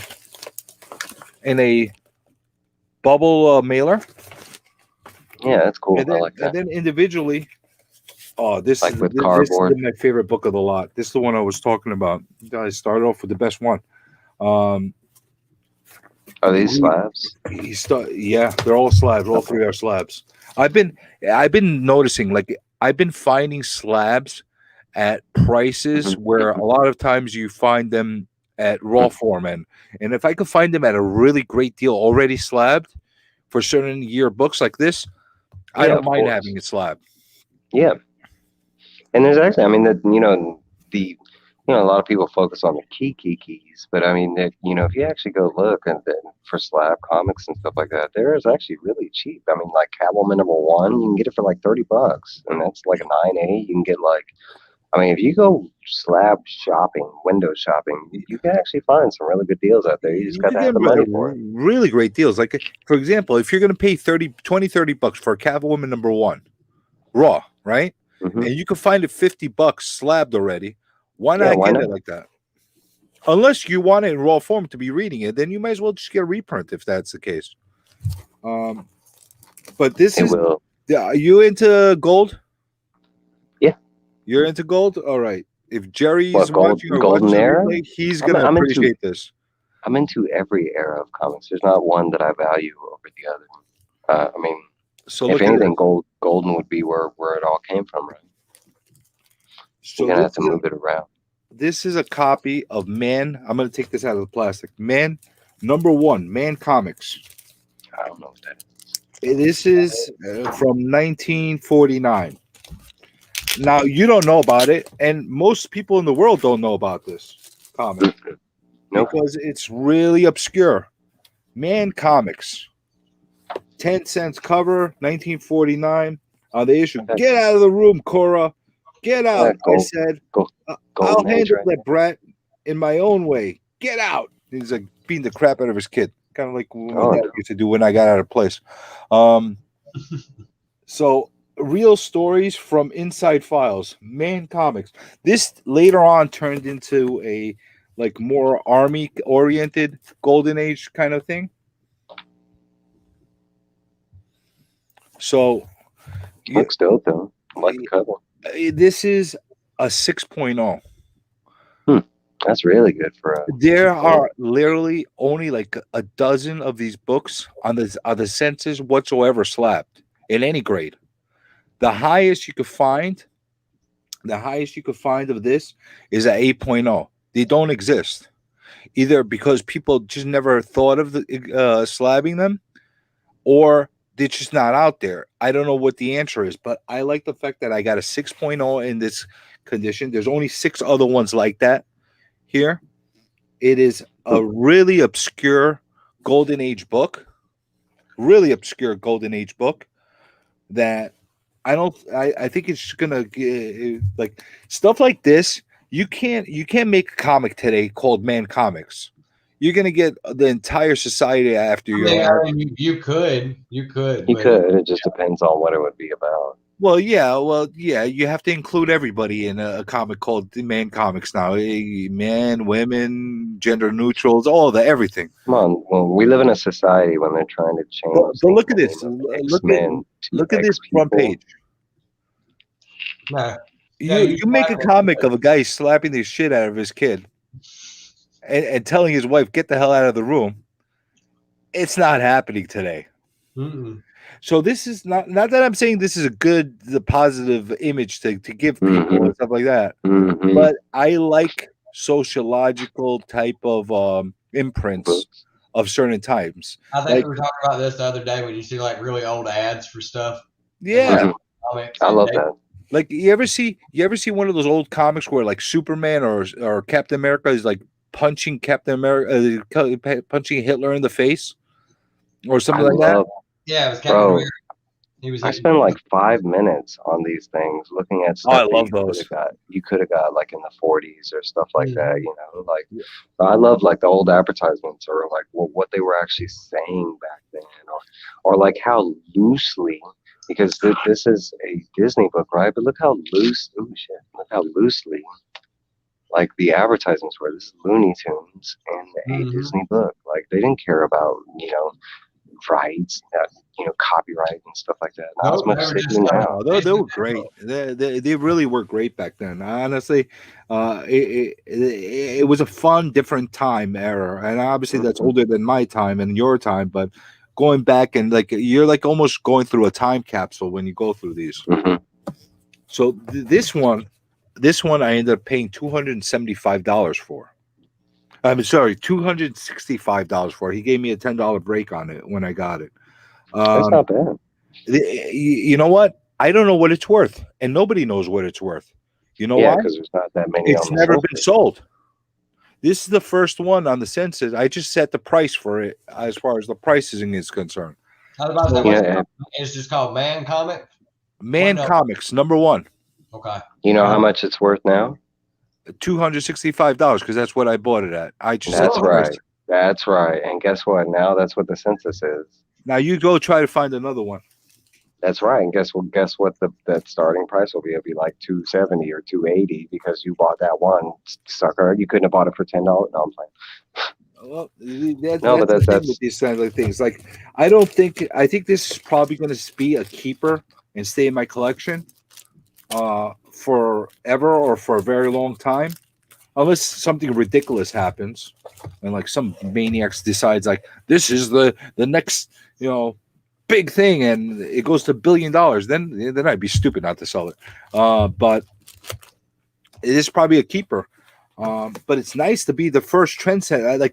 I don't think I've ever been a trendsetter on a big golden age key in my life. This is the first one that I've done that for. There's not one on eBay. Not one. Not one. Yeah, and I have you will have a really hard time ever finding one, even raw. You would have to go to auction house. You would have to go this to is like a really, really tough book. If it's ever been in a 6.0, hey, I'm happy with that. So I got because a lot of people forget, but eBay hasn't always been around, and they sold comics before eBay, but it was done in auction form before then. So I mean, like a lot of people tell you that that's a definite way to check the prices. But if you go to auction house, you get a grander. I haven't even seen this in the auction house. I was looking through the records, like through Heritage I've never seen that or Common. I've never seen this comic, and it might be that rare. That's my way of collecting. Like if I find something that I've never seen in my life before, and this is a tip I'll give anybody: you go into a garage sale or a yard sale or something like you come across in like a record store or something like that, and you find something that is so freaking out there that you never even heard of it or it even exists, and it's at a price where you're comfortable taking a flyer on it with. Yeah, you're usually better off picking it up than not.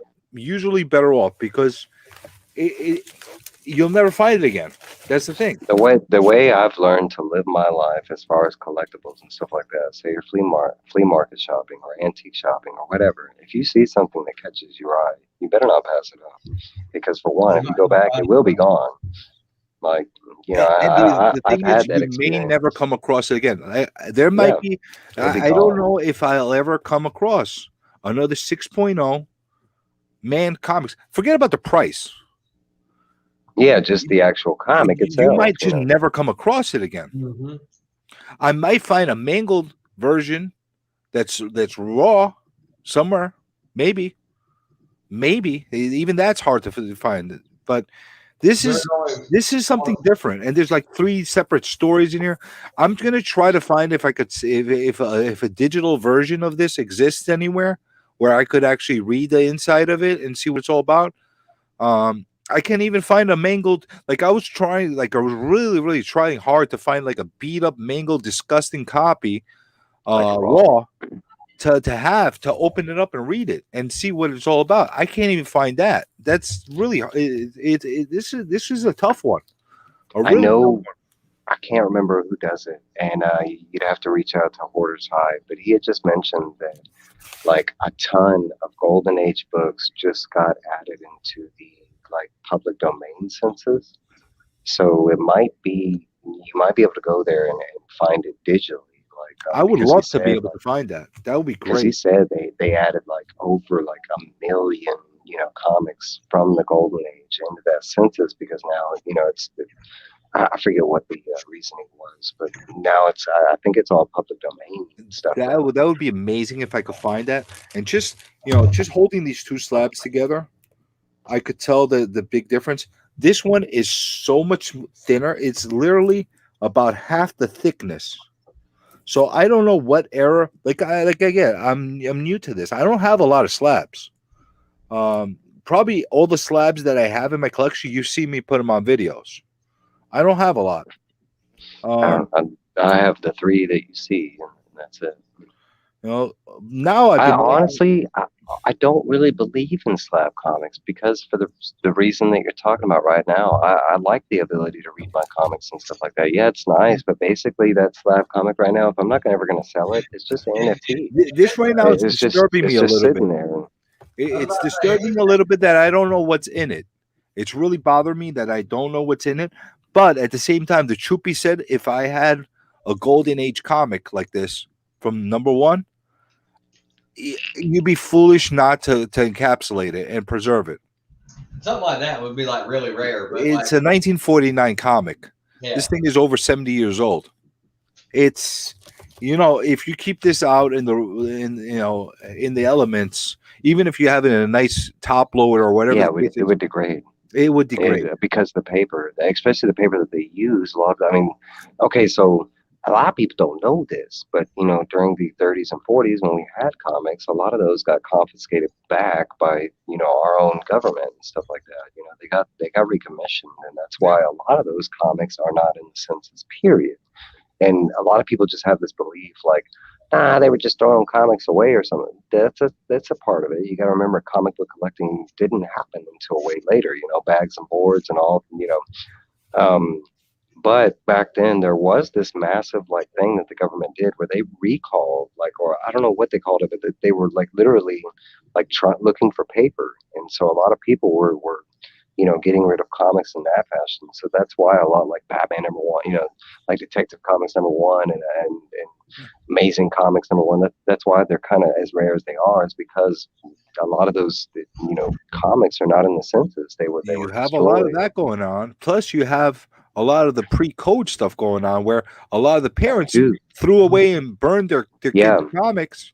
Well, not only that, there's always been this stigma. Everybody in every generation has told their kids this one thing that has always been a huge, huge lie that has probably bit them in the ass later on down the road. Those are never going to be worth anything. Everybody has heard that as a kid collecting comics. Why are you keeping those? They're never going to be worth anything. And now that book's worth that little code right there, the pre-code comic code. The comic book. That doesn't exist on this comic. And there's a lot of comics like this that were from that era that got dumped and destroyed and dumped and completely warped. Yeah. Oh man, this looks disgusting. What the hell is that? I've got a couple pre-coded comics. I got one from Comic G Spot. He sent me one, and it's what the hell is this? This got to be a printing error. This is actually really you're gonna get a kick out of this book, Mike. That's how I got that Avengers 1 that you need. That's how I got that, was from the Comic G Spot. Oh yeah. Mm-hmm. That is one of my Grail books. I definitely will get that at one point or another. I just have to get it at a price that one, I could digest. Financially, I'm comfortable enough to spend on. And it has to be at the grade I want to spend that money on. I'm not going to spend $2,000 for a 1.0. There's not a chance I'm doing that.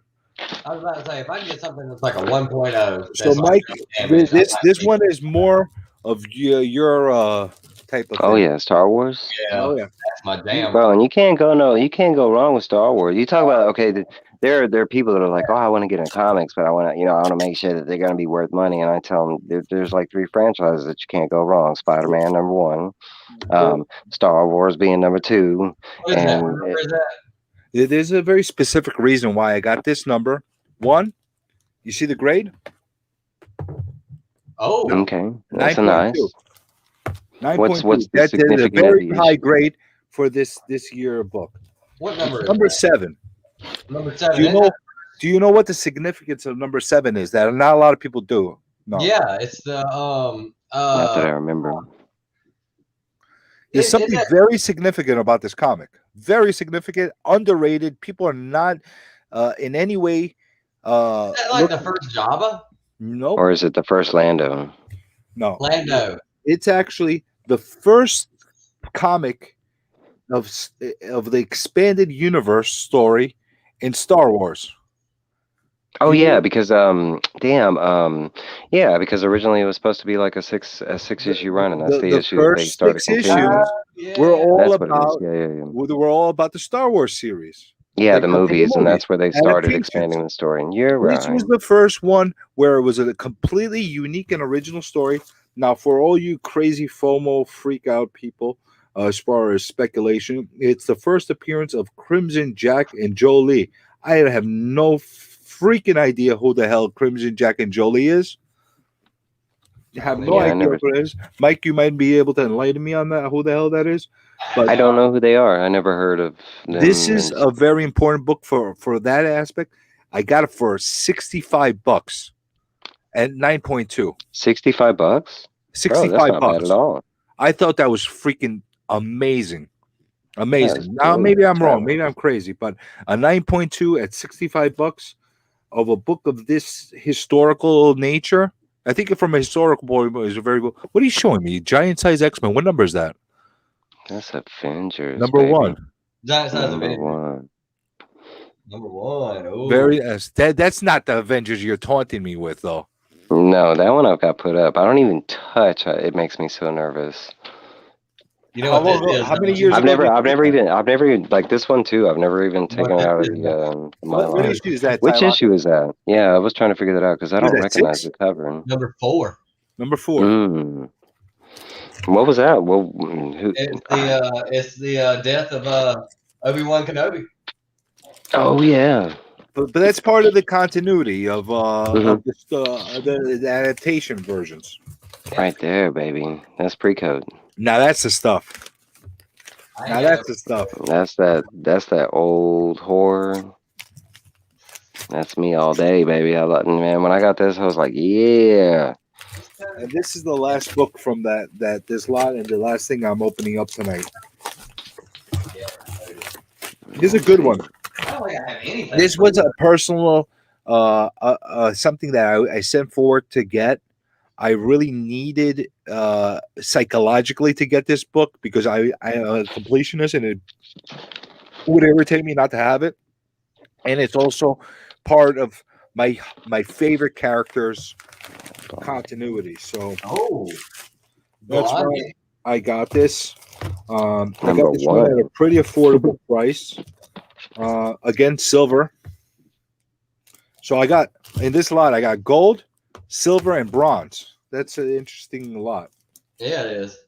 Flip it over. Ooh, that's Hulk goodness right there. That's Silver Age Hulk. So we got is that of Tales of Astonish 101.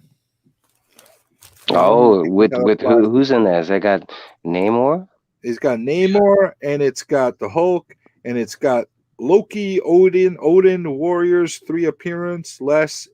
Here's the thing that makes this significant. It's the last issue. What year? Astonish. Oh, it was last issue. This was the last one before Hulk took over and kicked in. Would have been 74? 101. Is that Mishima? So it's issue 101. I got it at a 6.5, and this thing cost me $55. That's not bad. Hey, that's not bad at all. These things are going loose, $30-$40. So like I had to pick this up, and to be quite honest with you, it looks so much nicer than a 6.5. I don't know why it's a 6.5. It actually looks really, really nice and presentable. I don't know what the story is, but I have Hulk. I actually just recently, a few months ago, got a Hulk 102, which is the first of that continuity, in a 6.5 too. But I don't know how it just all happened like that. And now I got this, and now I have my continuation. What are you showing me, Archie? Yeah, because Let me see that Archie again. SSGS. I do have one Archie. This is that walking boy, which I like. But somebody was talking about Josie and the Pussycats. And Are they guess saying what anything this perverted is? on the cover? Because that's the whole thing with these old Archie. Hey, Swaggle, how's it going? Let's see. This is says, "Gosh, Uncle Herman isn't the boogie sound the grooviest?" And he says, "There's something wrong with that sound. The gear needs a tender touch of an electronics wizard. Where's Josie?" As far as I know, this is the first appearance of Josie and the Pussycats. Very cool. But there's nothing perverted on the cover. It doesn't interest me. No. The Archie continuity stuff is the ones with the innuendos on the covers. Those are the ones I get the most kicks out of. Like, actually, what is a really cheap book from that universe to pick up? That's a nice book. Maybe if you're specking or you just want to have it in your collection. Chili #1. Yeah, Chili the Penguin. You could not Chili the Penguin. No, there's a character named Chili in the I think she's a black woman character in the Archie universe. She might be actually the first one that's black or African American that's part of that. It's actually a really fun read. And if you're like into that whole Archie universe, that's a really cheap #1 to get out of there. I mean, everybody focuses on the other stuff that you get in there, Betty and Veronica and all that stuff. Not a bad one. Muppet Babies was at #1. Muppet Baby. No, this is 3. I got the whole series. Do you have that one with the 25th anniversary border? There you go. Do you have the border one? The which Mike, one? do you have that Muppet Babies with the 25th anniversary border? Yeah. Let me see. No, I don't. I do not. That is actually a really expensive book, believe it or not. That's why. I used to have that. Ooh. What is that? After Archie? Yeah. That's their horror Sabrina on the cover? It's what's her name as Sabrina, dressed as Sabrina. What's her name? I don't know Archie. This is the only I've ever read. And then I got this one. I got some variants. You guys are pulling out the Archies on me now. Here's an homage to oh yeah, by the way, Comic Journey. I don't know. Did you watch Spine Ticks from last night? I haven't finished the whole thing yet. Because I fell asleep. Who do you want to be zombie wise, and how do you want to die? What's that? In the zombie apocalypse, who do you want to be? Wait, does it have to be where we only pick Walking Dead characters? Because the way it sounded first is we can you're talking about the comic that they're making? It can be anything. Like I know we can have anybody as an avatar. Are you talking about the comic project that the Spine Tick? Okay, yeah. So I actually commented and I asked Sith if you could just cameo my hands. That's it. I need a cameo appearance of my hands. He could zombify my hands. Okay, I can do it.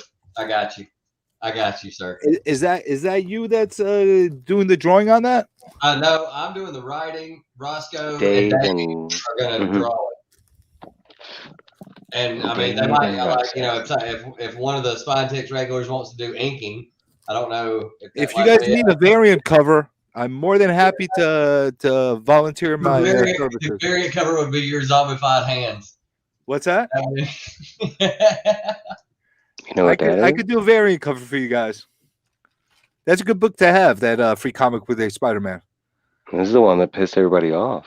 What was that? The 2020. The Shining homage, huh? Mm-hmm. Here's Johnny. That's awesome. Yeah. Here's Juggy. What the hell's the you should do a homage with my hands coming out of a thing, and here's Journey, but Tylox, they said they want to see it says we want to see that shiny cover again. That's what I'm showing. The Shining. Oh, okay. Oh, The Shining. I got you. Yeah, it's a Shining homage. That's a great cover. It really is. Yeah, that's one of my favorites. I don't understand this direction that Archie's taking. I'm really confused by it. Archer's always had a horror element. Yeah. Not like that.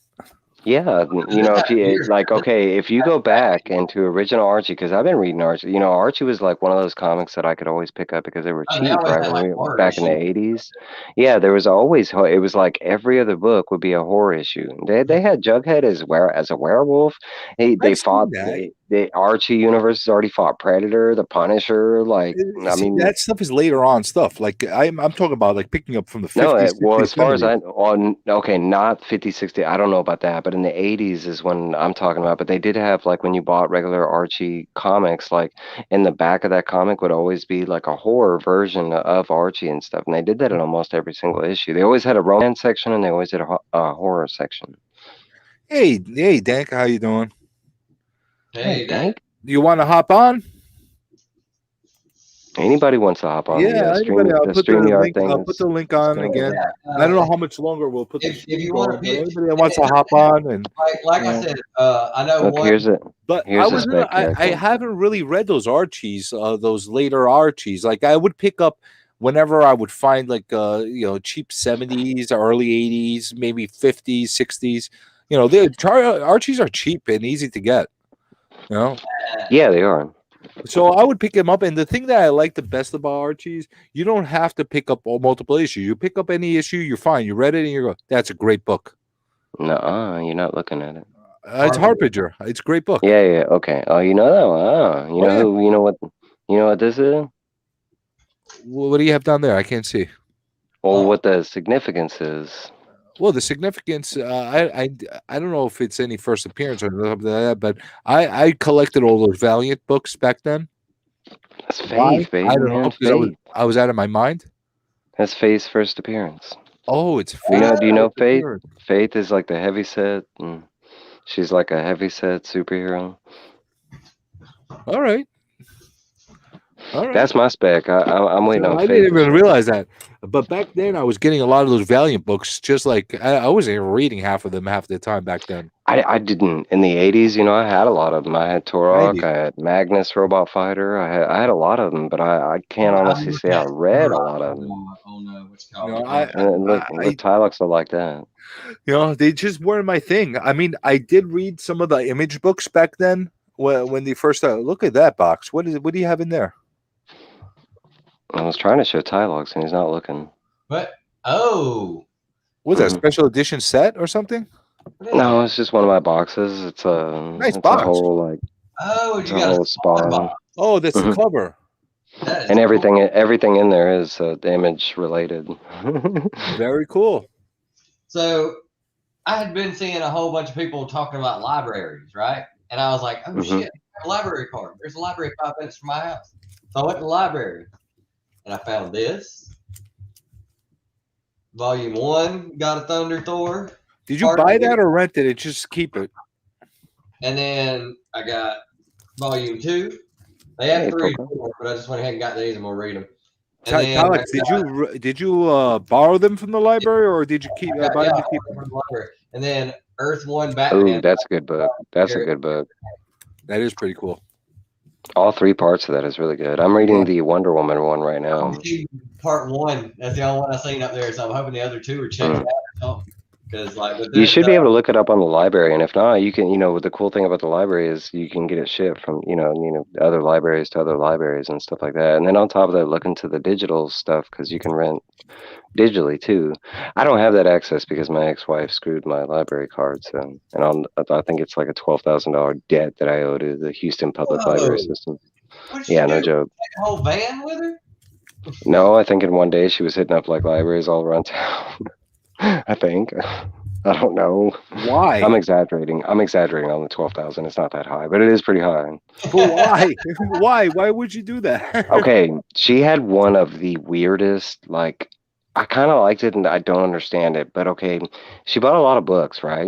A lot of books. We would go places and she would just pick up books. And I'm an avid book reader, so to me it kind of worked out, right? Because she would buy a lot of books. I mean, she would just bring home random. It'd be like books on like medical books, or it'd be like, okay, the weird part about it is I'm cool with that. And she wouldn't spend a lot of money. She did garage sales, library sales, stuff like that.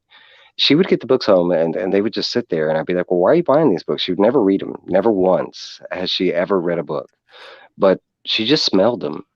And that was why she would buy the different books, because they had Smell like them? different smells in them. And I was all like, "That's your library of the books?" Is they just had? Well, I was like, "Well, what's this book?" And she was like, "Apricot." I was like, "Oh, get the fuck out of here!" Like you have them, she had them categorized by smells, and I was like, "Who does this?" I was like, So it's like I've when met we people get that them like these like the old smell. collections and they smell. That was her thing. No, not comic books, just like novels, because comic books they get to a point they start smelling like shit or Yeah. smoke.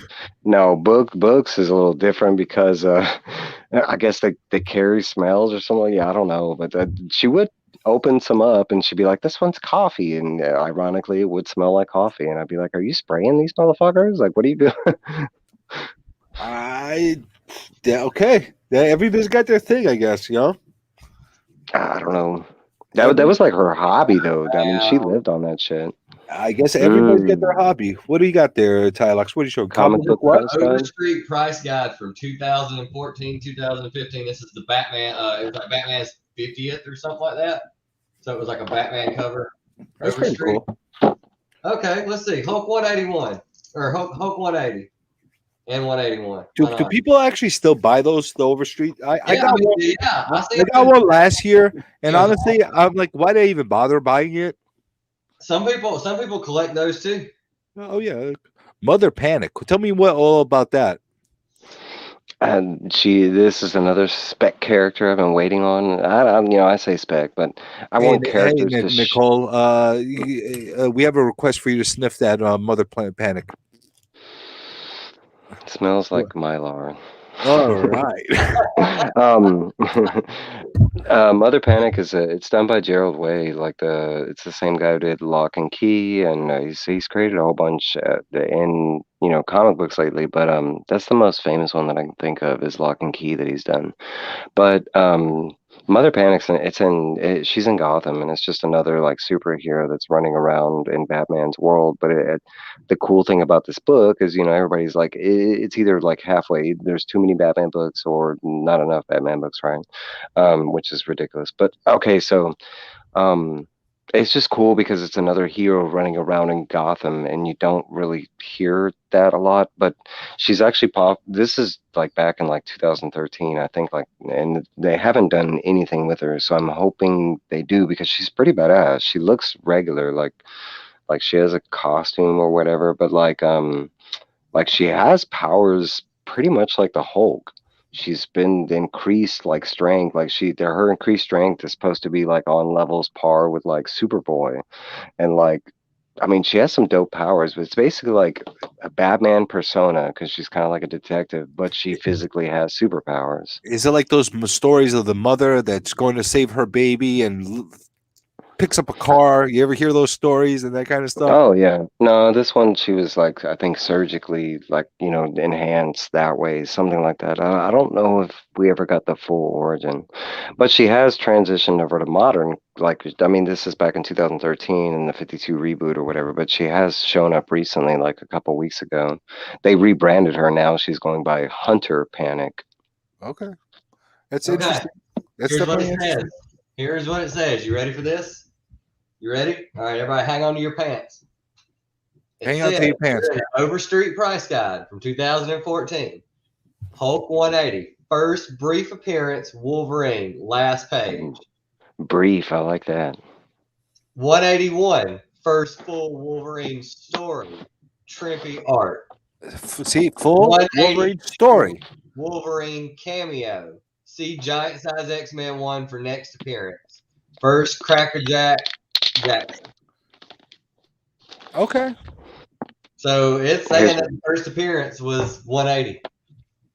And it's saying it's worth 9.2 is worth, I will give you, where is it? That's funny you just pulled that out, Mike. What? That? Yeah. I just got that full series. Well, you know why I want to show this? Because this is major spec, but for the weirdest reasons, and that's why it's in my collection, besides the fact that it's Batman. But it's the first nipple drop from Wonder Woman. What? Are you serious? Yeah, no joke. The first time Wonder Woman ever Like, I don't know how Frank Miller was allowed to do this, but Because there you go. Frank Miller. Oh, well, see, it's a side view. I mean, you don't even, yeah. You know, it's No, a it's side got no, it's got nibble. I'm definitely happy that I got my copy now. Everybody was found so the big whole on set in a Batman discount Damned. bin. Everybody was so big on Batman Damned because it had like Batman penis in it. There you go. You got Wonder Woman nip right there. That's right. I'm waiting on Superman dick one day. Tylox, how much was that 180 going for? Now that you were looking at it, A 9.2 was said to be valued at $450. I buy that all day, every day, right now. And let me look at the one next to it because it's at the big money book, which is weird because 181 I remember is worth more, even though it even says in this that 180 is the first appearance. So let's see. 181 is worth more because the entire book has him in it and that cover. And I get that. It should be worth more because of that reason. But anybody that's making the argument that it's worth it because it's the first full appearance is making the wrong argument. 9.2 181 is worth $2,000. A 9.2. The 9.2. That was back then. Yeah. Back then, what was that, like 5, 6, 7 years ago? I would buy that back then. Yeah, Here you go. Here's like everybody's favorite comic in the world. Doomsday Clock. Is it really as bad as people say it is? Okay, so I'll give you my spiel on Doomsday Clock. I heard it was really I really like the first 6 issues. I want to say like that there's some of the I'm not going to say it's like the greatest writing ever, but it starts off really good. But then around like 6 or 7, and I really believe it was because of the delay. I want to go back and read it because back then we were getting them like once every 2 months. So I don't really remember a lot of the last part of the story because of how like spaced out they dropped. I do remember the explanation on like the whole because the buildup was supposed to be Superman fighting, Dr. Manhattan, which is ridiculous. Like whoever thought that was going to be a good matchup. Like Dr. Manhattan's powers are way more extreme than Superman. But no, the explanation at the end I believe was really good, but I'm kind of drawing a blank. Well, I'm slowly picking up all those issues. I think I got almost the whole set right now. And I'm going to read them all together. Maybe I'm going to be reading it from a different perspective because I'm going to read them all in one shot, basically. That's what I plan on doing. I want to, I heard a lot of people that were really upset because of all the delays, and I think that had a lot to do with the reason why people don't like the story. I can't see it being that horrible a story because I have a way of scanning through comics before I even read them. A lot of times, I'll scan really through them. Like I'm a very visual guy.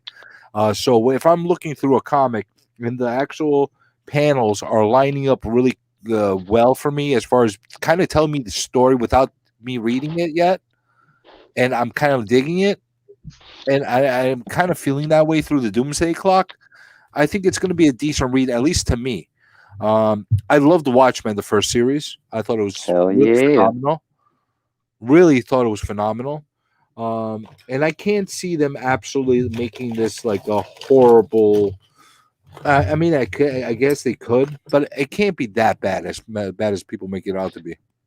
As far as what I remember when I was reading it, I mean, it's not as bad as people make it out to. It's one of those things that I think people are just focusing on to hate on. But I will say, I think there are some adjustments in the book that maybe people aren't so friendly on. But they're okay. So, like, if you ever read Watchmen, they're like this. This is why I have this specific issue because I'm a huge Rorschach fan.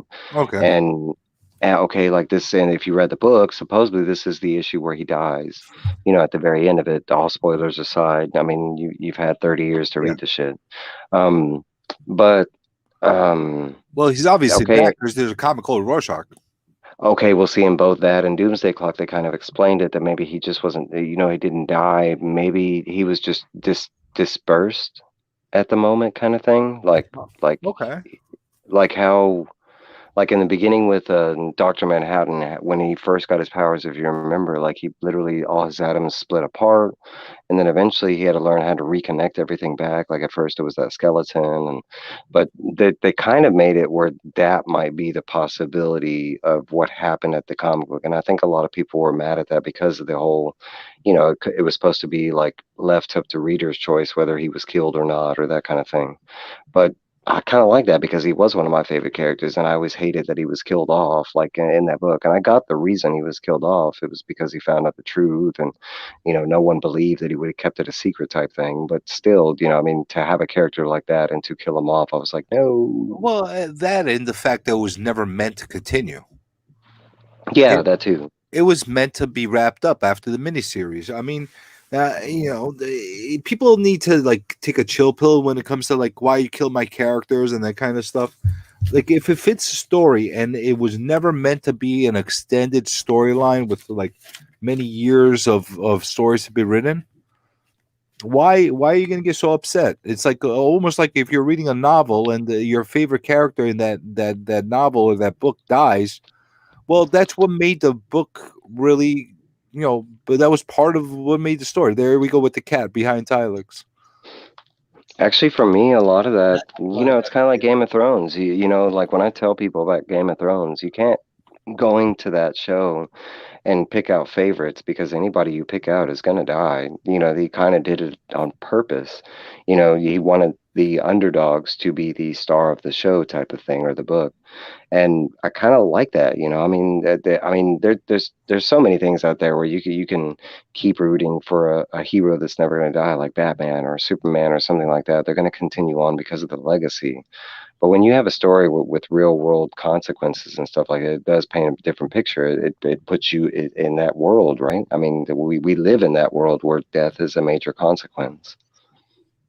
I mean, here's a spoiler: Darth Vader dies in Star Wars. Did he? Yeah. Well, did he? You know what? That upset me. I like Darth Vader. I thought he was the best villain in that whole damn series. But you know what? He died. Was he a villain? Was he a villain? Yeah, according to the Jedis. Yeah, according to the Jedi, see, and they were the rebels, right? They were the ones breaking the law. So it's that's a if you go back with open eyes, like for instance, and I did a Star Wars chat on this. If you go back that, man, I'm a huge Star Wars fan. I love it to death, and I've watched them, all of them, not just the original 3, of all 9, but I've seen all of them a lot, right? And if you go back to the original movie Star Wars, they never actually call him Luke Skywalker. I haven't paid that much attention to realize that. So my reason don't for they call him Skywalker? I remember him to say young Skywalker. That's in Empire and Return of the Jedi. I'm talking about in the very first movie when they were setting up the characters, right? Okay, well, the reason I'm bringing that up is like, how weird is it that you have a guy named Darth Vader and his real name is Anakin Skywalker, and that name pops up nowhere else in the movies, right? There aren't a whole bunch of Skywalkers running around.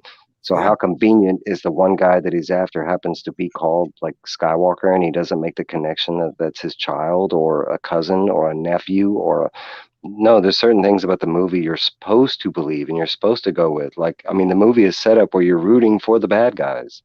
Like the rebels are the bad guys, like, and they show it numerous times.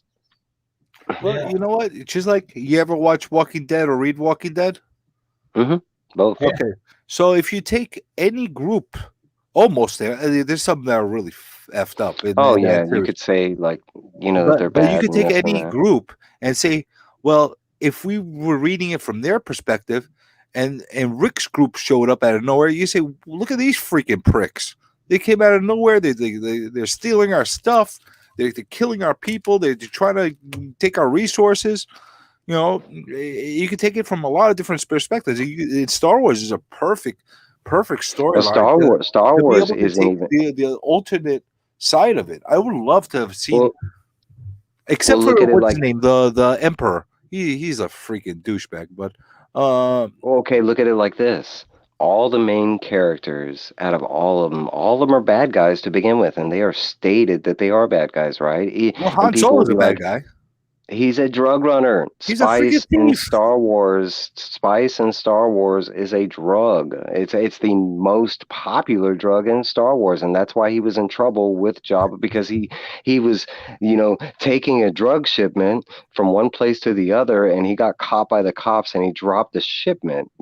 That's what I mean. That's his literally explanation in the movie. And not only that, but Lando was a drug runner. Everybody that says And they there's were no spice apologies runners. about it. And they're not saying like, well, he's a good drug runner. No, they're not saying that. No, This guy's a bad guy. the first scene that you see Han Solo in, what does he do? And that whole conversation piece is there, who shot who, but he literally kills a man in front of you, and you're rooting for him, And, bro.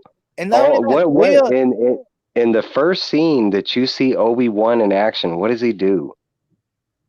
Some guy tries to touch Luke and tells him he has a problem with him, and the guy turns around and cuts off his hand. yeah. Like, what kind of good people are these? I mean, like, who? I'm gonna chop Like, your hand literally. right off. And all he did was touch him. He just dismissed 2 stormtroopers with his mind, but he has to lop this guy's hand off. Well, you Right? know what? You know what? It's a lesson. This is a lesson for people. Don't touch people. No, keep your hands to yourself. That's that's a moral lesson for everybody. But even Leia, when she first sees Han Solo, she's repulsed by him. Well, it's like her. That's the one character that people always use to defend that. Bro, go back and watch the movie. Yeah. And she's literally a senator that is stealing government secrets, and that's why She's they a are corrupt after her. politician. Like there's out of the main cast, there's only one that you could even use in that scenario that might be good, and it's Luke. But Even I mean, the Ewoks, they're like little bastards. well, even if you go back to Luke's original, what he was telling Obi-Wan that he was going to do with his life, he was about to join the Imperial camp. He was about to be a pilot, and he literally he what do they call it? He signed up, and then Obi-Wan comes along and he just left. What do we call it in real life? It's a called draft desertion. dodger. Yeah, it's called desertion. Guess what? That's a huge crime. There's a lot of different components. A lot of different components, and a lot of different characters that have really interesting. I'll throw a wrench in any Star Wars conversation, but everybody believes that Darth Vader went good at the end of the movies, right? Who says so? Like what? Like all of a sudden he met Luke for like 10 minutes, and all that bad stuff he did in his life, he was just like, yep. I mean, what does the movie show you, bro? They tell you about the rule of 2, right? And the only way Darth Vader can become a master is to kill his master, right? What does he do at the end of the damn movie? And he the same thing he proposed Luke in Empire, he achieves at the end of Return. He asked for his help, and he uses Luke to do it. And everybody's like, yay, Darth Vader's a good guy. It's hilarious. It's all about perception, and I love Star Wars as a story. I have gotten very lost in Star Wars with all this expanded universe of all the comics and a lot of the stuff that they put on the shows. I haven't been able to keep up with everything because there's just so much shit that they're putting out there. I wish that they did 1 or 2 comics a month just on Star Wars. They did their shows, and I think that would keep me more engaged and understanding of everything that's going on with it. It's going back to that because before like X-Men, what they did with the X-Men years ago. Remember X-Men? Like they had a million. They still have a ton of Tylox, but they still do. What are you talking about? X-Men and Batman right now are the 2 biggest. It's not like the 90s though. The 2 biggest issue pushing. No, right now X-Men's way more. You're talking about to read X-Men right now, and this is my big problem with X-Men because I love X-Men, but my biggest problem with X-Men is to actually read X-Men's story. You have to read all the X titles, and right now there's like 13. And that's I mean, I think 5 is a big number to try. It's like Batman, to read all Batman's story. It's like you got to read like Batgirl, you got to read like Robin. It's way too much. It's way too much. At least with Batman, a lot of the characters are independent. Like Nightwing is really independent from Batman and the Yeah. Batgirl and Batwoman. They're different characters and they've got their own storylines and they intertwine in whatever the case is. But at least they could go their own separate ways. The freaking X-Men, they're too intertwined. Hey, Southpaw, how's it going? No, I agree. Never too late to the party. I think what they're doing right now with the start of the War of the Bounty Hunters is because we already know what's coming in the Book of Boba Fett. So they're really trying to focus on that and the Crimson, the I would love to see a Jabba the Hutt solo series, by the way. They tried one back in the day. Yeah. Did they? Yeah, they did one shot. Because that'd be a really interesting concept because he's a freaking kingpin. That's basically what he is. He's like a pimp and he's like a criminal lord or whatever he is of his own little domain. Oh, they did do that actually. But what is that? A one shot or like a series? One shot. How much does that really give you? And that's part of the bounty hunter thing, right? Yeah. They did I'm talking about just a straight story following Jabba the Hutt and his whole criminal empire. They have one back in Dark Horse's run where it was just a 4-issue series about Jabba. Yeah, and they had good stuff. They have had like a novel where it was called Tales from Jabba's Palace, and they had like 4 or 5 different short stories where it was just about Jabba. See, I would love. I'd probably go back to find those. They'd probably interest me. Jabba is a really interesting character, and I like a lot of the old Dark Horse stuff. I liked everything that was really going on in his palace, man. I mean, you talk about all the, they mentioned it, the vile and villainry that was going on in his palace. There were so many cool characters in this. Might as well put that Star Wars up there since we're talking. But it is. There's some really good stuff going on there. I'm just hoping they just don't kill this universe. There's so many elements to that they keep putting out there. I hope they don't just keep putting too much too fast. And they're not going to kill it. They're bringing all that back because that's my Star Wars story. There's always about overload, though. You know what I'm saying? Because I had all Star Wars continuity comics before Disney had bought. I'm talking about I had the whole Marvel run. I had every single Dark. I was a Star Wars fan. All at the same time, though. No, and but we're talking about years from '87 to early 2000s. But eventually, when Disney did, and I was talking to earlier about this, but right when Disney took over Star Wars, I was happy, but at the same time, when they destroyed the canon. No, at that time I was like, man, all these novels and books, they're useless now. I sold all my collection, and now I regret it because they're bringing all that back into continuity. I think it was the plan all along. I have to applaud Disney and Marvel for doing this right now by trying to keep it all connected and intertwined.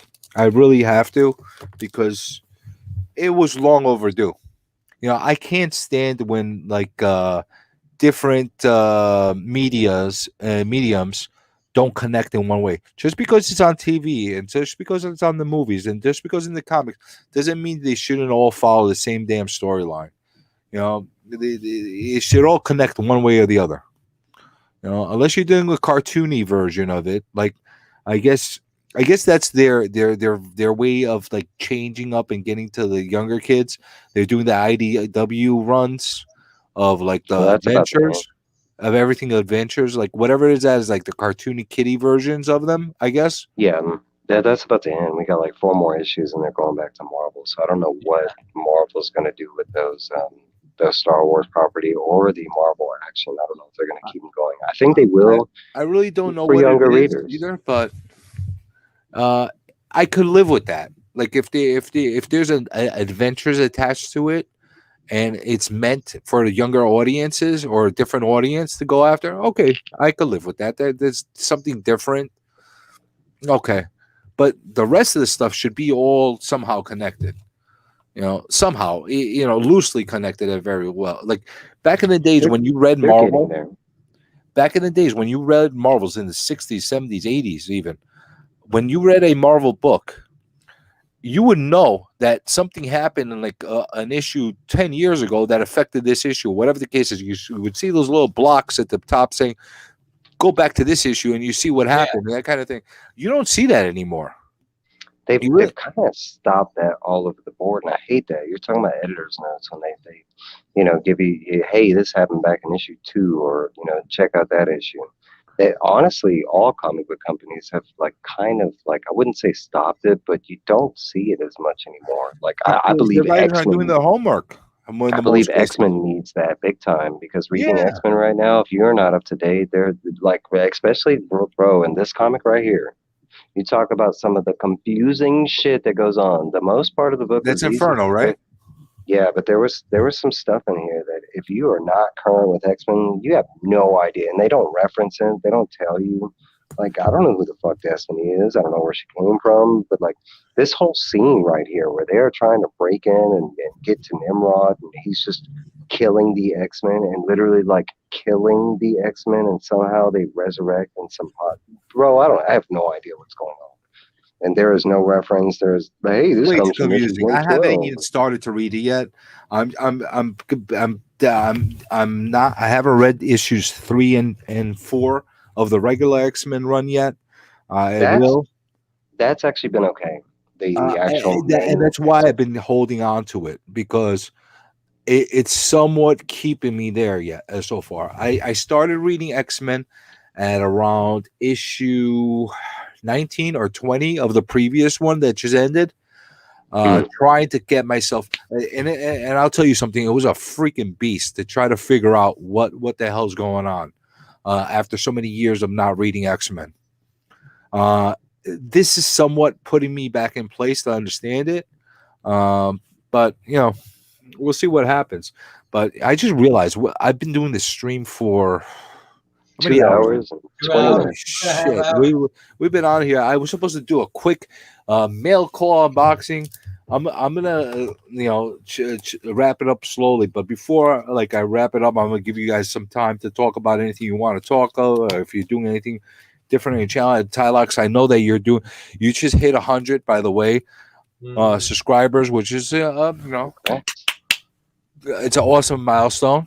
You're doing some kind of freaky giveaway thing where you're making us like freaking remember things and make a video.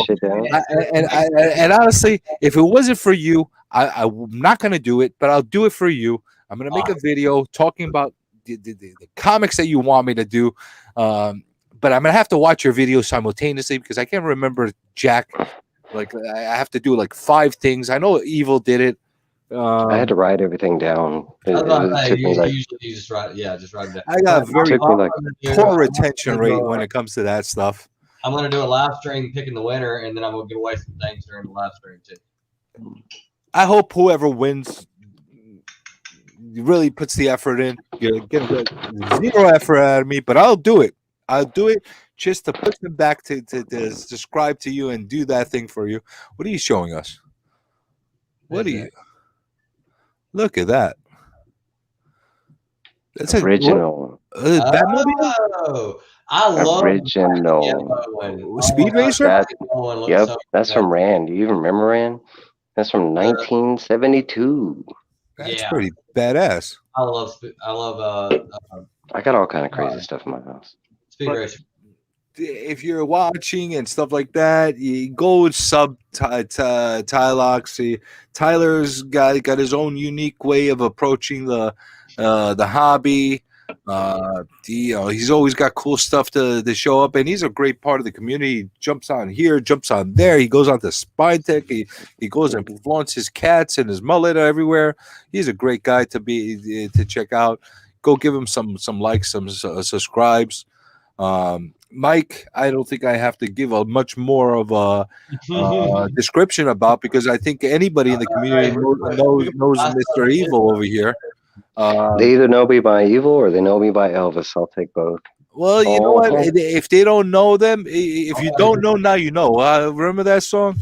Yep. Oh yeah. If you don't know, now you know. Now you know. That's basically Evil. This guy's everywhere in the community. He's Yeah. commenting everywhere. He's jumping on chat. Look, he jumped on my chat. He is we have our own journal, comic journey, world record thing, and Mike has been my first ever guest on one of our live streams. Tylox got your second. That's he was right, number and we 2. got Sleepyn in And there. then Mark It's gonna become a was number trivia 3. question somewhere down the line. Like you had 1,000 subbed dude on your show. You need some big stuff right there. I mean, if I'm bringing you some gold here, baby, gold. But that you're everywhere. I don't understand why you don't have 2,500 subs at least on your channel. We got to do something about that. We got to do some kind of crazy promotion to get you like a bunch of people to sub. He's like that's the fun part is because that's why I don't care. I stopped looking at myself. I don't even know what it is. I think right now it's at like 240 or something. But every day it increases out by there. like He's in the 5. mid 200s. It just doesn't compute with me. Every day it increases by like 5 or something like that. So that's why it's awkward for me to tell the number. It doesn't compute with me. This guy, if I got like 150 people that subscribe to my channel, there should be tenfold of that on Mike's channel. Yeah, but we're all brand new. Me and you started right after me. And Tylox started a little bit right after me. Oh, of course, Tylox was back in the day, but this my channel. Point is, I'm telling people to dislike me and not subscribe to me, and I have that. Well, that's the norm. You got to subscribe. You're actually making a good contribution to the community. Me, I just get on the damn freaking streams and start screaming about bags and boards and things that irritate me. Some of us like that, bro. Some of it I do. I'm in every one of your damn chats. Everything you're saying, we feel on the inside. This guy, go. Like, I'm gonna put you after this. Like, that's another thing I don't get about YouTube. The live stream ends, and then it's sitting there processing. What the hell does that mean? Processing? How long are we gonna be processing? You know what that is? What? That's where you get the copyright thing. That's when they're checking the video. Did you notice no music right now? I'm being You nice. don't need to have music to get copyright. You know that, right? You could say a word, like one word now, and wait 5 seconds and say that same word, and you're going to get a copyright. You could say, if you say a curse word 10 times within 10 seconds, you're going to get, there's certain ways to get banned. Trust me, we've learned a lot of them on Spine Tricks. Well, and I've learned a lot of them on my channel. I'll tell you what, I'm going to put them to the test. I'm being on good behavior because, one, I figured, let me try this whole StreamYard duck thing. And you know what? It's worked pretty well. I haven't had any kind of glitches or anything like that. If you've been using the YouTube thing, the whole time. It works nice. It even has a little duck. It even has that little duck in the corner over there. I mean, that's nice. Makes it look professional. No, that's pretty cool. So we're doing that. I wanted to talk a little bit about the giveaway that I'm going to be doing. This week, I'm going to drop a video. On that video, you're going to watch it. I'm going to give you all the instructions of what you're going to end up winning. I'm probably going to put a couple of these books that I got in here today, add them in there. I don't know what yet. I'm going to put a nice little package. One of my biggest things, I really didn't think I was going to hit 150. So I'm like, yeah, I'm going to do a giveaway. I'm going to do a giveaway when I hit 150. Thinking I'm never going to hit 150. What happens? I freaking hit it. So now I'm gonna put a nice little bundle, probably mid to end of the week. That video is gonna drop. It's gonna give you instructions of how to be entered and that kind of thing. I'm also delaying a little bit to do that because I really don't have faith that I'm gonna stay at 150. I think people are gonna like drop off for some reason or another. But yeah, I have to stay at 150 in order for me to do this giveaway. But I'm gonna do that video. You're gonna get to see some stuff coming out there, and 200 is honestly, I don't know how I'm saying this, but 200 is really right around the corner from that giveaway. And not only am I going to do a bigger giveaway, like this is going to be like, let's say, an appetizer to my giveaways. It's not going to be like a huge one for 150, but 200, it's going to be a much bigger giveaway that I'm going to do. And Dank also has really been really nice about um, pledging to do a slab during that giveaway as well on the road to 200. So that's gonna be a good giveaway thing. So we'll see what happens. If anybody's watching this now or during the replay, if there's specific things that you'd rather me go and approach, like right now, why I'm conflicted with what I'm going to give away. Am I going to give away stuff that's like really cool to me? It's kind of weird and cool to me that I really like, that I appreciate. Do I want to put spec books in there that people like really want to think that they're going to go like to the moon and you're going to be worth $1 billion and they're really going to be worth 10 cents in 10 years? Why don't you put a poll? Why don't you put a poll on your site and ask what would they Maybe like? that's Would they what I'll like a do. bundle? Would they like a I mean that's for my first giveaway, I gave away a choice of one of 3 comics that were all signed, no COAs or anything like that, but they were all signed, and then they came with like a little mystery box with them, and they weren't anything like spec or anything, but and I did 3 winners, and I only had one. The other 2 were like burner accounts, and the one guy won. I made the mistake of not saying no international because it happened. It was international. Damn it! But All right, I'm not sending to the Congo and Zimbabwe and stuff like that. Sorry, people. There are cheaper ways to send Thailand. International. If you send comics and if you send less than 5, no Antarctica. You can do document. You can do document mail. And you can send document mail internationally. It's a lot cheaper. It's actually cheaper to send internationally than it is in America. But no it's Iceland. Sorry, it's really less than 5. Iceland. No people from there. Are you hating on specific countries? And yes, I'm just who else we got hate versus it's a very specific. I heard Zimbabwe. What about Antarctica, Iceland, Korea, no, South or North. You know what? I'll send to North Korea. Why not? They need some culture in their lives. I love Korea, man. Squid Games. Who else? No Amsterdam. No Amsterdam. They don't need Amsterdam. They don't need it. Come on, man. Best drugs in the world, and you're gonna not let them have some cool comics? They should be sending me some cool stuff, not me sending. Oh, I got you. That might get you in a lot of trouble. Are we segregating people too? Is it like are you gonna ban like Britney Spears from winning or like Denzel Washington or something like that, where specific people can't win? Is that gonna be in there?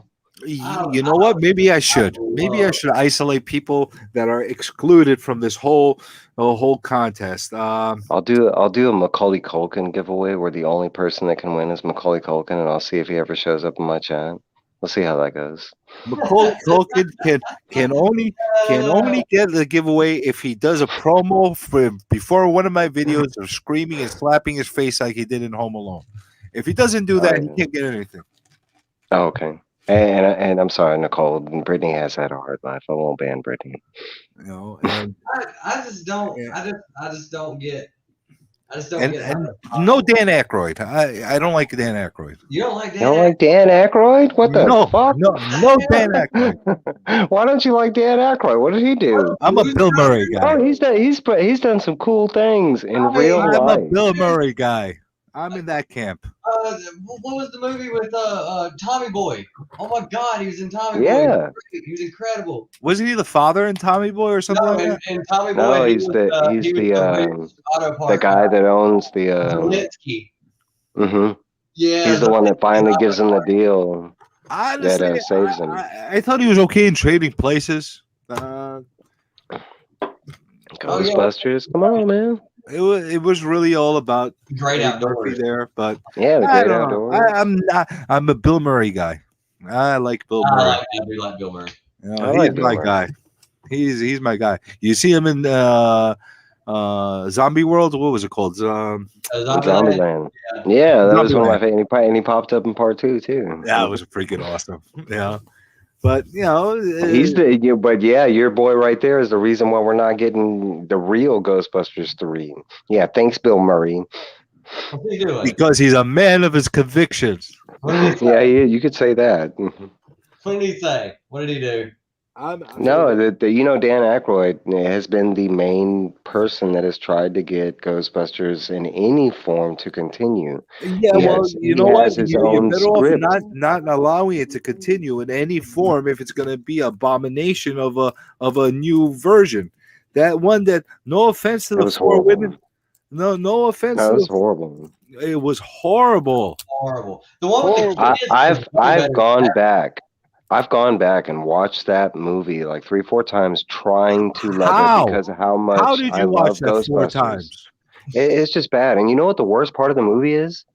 It's some of the best actors in the movie that kill it. Like Chris Hemsworth, dude, I love him in Thor and love him in other movies, but his acting in that movie is atrocious. But not only that, but what's the famous chick? Is it Christina Wig? Bro, I love her in everything else, and she's another one of the worst characters in that movie. She's not funny. She comes off weird, like I'm sorry. I'm sorry. I don't mean any offense to the women that did the thing. They're all talented in their own right. It's not about a feminist thing. It's not about a women thing. Oh, the girl Ghostbuster. I don't care. You want to be girl Ghostbuster? Go be girl Ghostbuster or men Ghostbuster. Just do a damn good movie. The problem is the movie freaking sucked. It really, really sucked. There was no connection to me as a former I'm a former Ghostbuster fan. Former. You're not going to go see Ghostbusters Afterlife? What? Well, I'm not sure. You know what? That last Ghostbusters got me so disillusioned that I might not go to the movies and go and experience it the way it should be. Maybe I'll just wait for it to go on, on Channel 4 or something and see it there.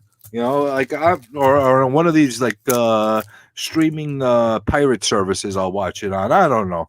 But I don't know if I want to shell out my hard-earned dollars to go and support some freaking weird abomination of a movie that they destroy. I don't know. It's just I don't know. It really bothered me.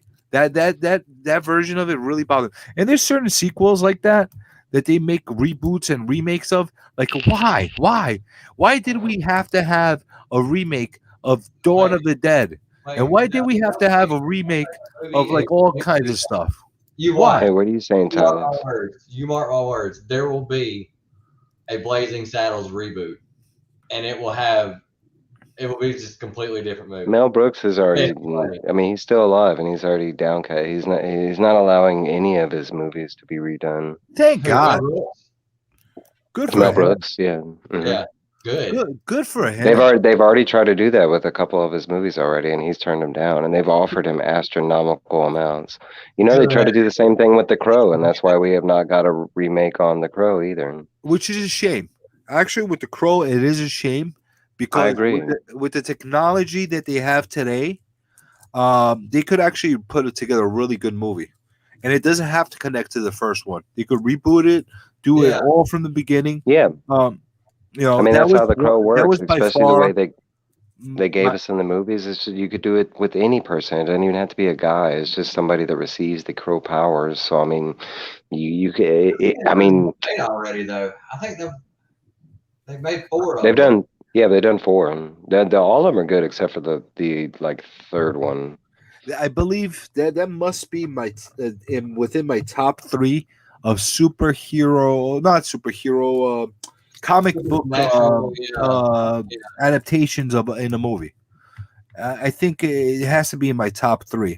Yeah, because it actually captured like when you were reading the old Crow issues. I felt like not exactly reading it, but I felt like it belonged in the continuity, and I felt that it was like a live issue that I was watching.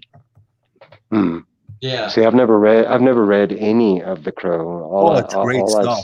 I've seen is is the movies and the show. But I can tell you in my experience with the Crow, I you know, never just watched the from show. that version of it, I've liked all of them. I honestly, you know, everybody loved the first Crow the most, and guess what? I grew up with it. It was great and everything. But I actually like City of Angels more than I like the original Crow.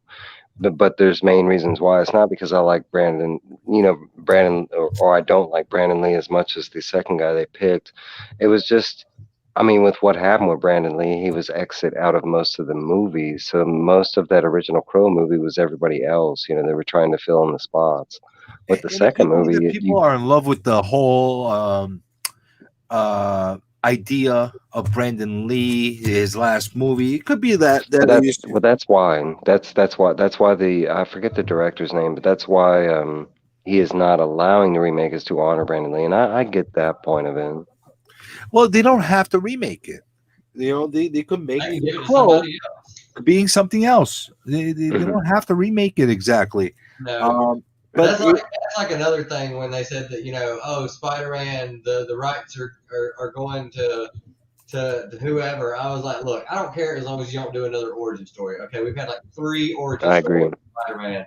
Like there's Bro, so if I many see another Batman or a Spider-Man reboot, story. Like let the origins fly. Okay, there's been like 3 versions of it. That's not good enough. Then it's over. Just leave it well, alone. Don't you touch know it. what? They're gonna do another origin of Spider-Man somewhere down the line in this series of Spider-Mans, but it'll probably be like in a flashback or something like that of him listening to his Uncle Ben and stuff like that. You got to hear those Maybe, stories. yeah. well, But Come see, that on, like, was like you going have into to hear the Homecoming. words. Yeah, with great power comes great responsibility. It has to Well, come see, in like somewhere. in Homecoming, they haven't done that, and I like that. I like that they haven't used that they didn't do the origin. you're That they kind already of like, And they don't have yeah, to. he was kind of already established. I mean, because how famous of a character? Anywhere you go around the world, they know who Spider-Man is. They know who oh, Batman he's is. They know got who spider Superman and They is. do, but just from the nerd point of view, you want to hear them say that line somewhere. Oh, I do. I mean, Yeah. that's a famous Well, see, line. that was the big takeaway was supposed to be from Spider-Man. It's like, even though, you know, because kids think that way, if I'm older, then I can do what I want when I want. No, Hmm. you still can't. You still, just And I'm going to because. tell you something else that I've been missing from all the Superman movies and readaptations or remakes and everything like that. I want to hear just once, I want to hear Superman turn around and say up and away. I don't know in what form and what concept he's going to say it, but I really want to see that again. Looks like everybody left on me. What the hell just happened?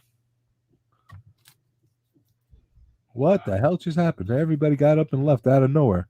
No, wait. Sorry. Where'd you go? Well, what happened? I don't know. Mike left and you left at the same time, and I'm like, what the hell? I went to go throw something on my kitchen table. Oh, I thought it was like you planned between the two of you. I'm like, what just happened? No, I went to go throw something on my kitchen table, and then but- come right back. And then Both- I get halfway back from the dining room, and I hear you go, "Where did everybody go?" And I'm like, "Oh, what happened?" Yeah, because I'm going on a freaking rant out of nowhere, and then I see I'm ranting by myself, and I have no problem ranting by myself. But if I think I'm actually ranting to somebody, I want to at least know that I'm ranting the right way. So what I was saying is, I'd like to see a rendition of Superman at some point or another. They could do it in a either in a funny way or they could do it in a very serious way. I want to see him say up and away. Nicole said, when you said up and away they went. That's no, okay. I had to mute my camera because there was a lot of gunshots outside and it was loud. I don't know where it's coming from. I live in the ghetto, so I'm not shocked. It's Houston. You should yeah, have put it's the mic Houston. closer. You should No, put no, the no. video on It was loud. I started hearing. I was like, "Oh shit!" And I turned it off. I was like, that "It would have was been loud." good. We could have got the scoop and we could have sent it to the news. I could do that all the time, man. I could open my window right here and you'd see some fun. I mean, there's always like people beating each other, or there's always some drama going down. I live in the hood, man. Actually, the funny thing is, the reason I went in the other room was to take my concealed weapon off and throw it on the kitchen table and get it off my hip because it's been on my hip all day. And I just Right. But it's funny. I'm sitting here ranting, and all of a sudden I see I was Mike listening. blink out, and then I see Tylox get up and leave. What the fuck just happened? No, I think it was like somebody in the real world heard you said that shit. And they were like, "Fuck that!" Blah, blah, blah, blah, blah, blah. And I was like, "Damn." There you go. Look at the chat. They're I saying, think Evil going. Mike When you were, reporting live on the scene. yeah, I was outside. I was looking at it. I went and grabbed my gun. And I was like, "What? We holding down?" So I'm People gonna don't end know the stream, guys. Come to Texas. I'll show you some stuff. Guys, Everybody's I got think guns it's time to start ending the stream. We're almost at 3 hours. I want to go home. I'm done with. You I'm are home. roasted. Huh? No, he's at work. Oh, you're not. I'm just ending up my day, and I gotta go home. I gotta see my kids and my wife, and relax for a minute. I feel like a human you? being because I got roasted all day at work today. But sometimes I get some of these boxes while I'm still at work. That's why I open them up at work. And then, I know why you get those boxes at work because you don't want her to see how many boxes have been coming to the house. well, How no, much you actually, one of the reasons why I sometimes have them come to work is because one of the things that Amazon does, or the UPS, or whatever they do when they bring packages, they just throw them on your stoop, and somebody can rob it. If it's raining that day, it gets soaked. If it's poorly packed, I know. you got incidents. Invest in a drop-off box. They go outside your door. It's like a safe. You give the Amazon people the code. They walk up and put it in the safe, and it locks. Yeah, you can get It one sells for $79.99 online. They are genius. If I didn't rent, I would have one. I rent. Mine's outside, and it's bolted in the ground. You can't take it. I was like, hell yeah. Really, I never even thought about that. Yeah. Yeah, it works like a safe. My mail usually runs before Never even thought. How big is it? It's 2x2 off the ground. It's not that big. I would show you. Crap, I just got it. You think that's gonna fit in there? Yeah.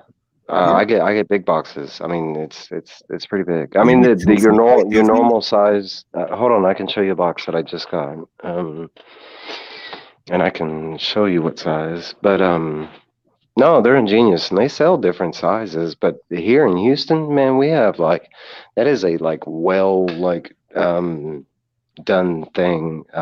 Like stealing packages and stuff like that. But watching you walking around in the dark in your house, it looks like a freaking one of those horror movies. Like you feel like somebody's gonna jump out of nowhere.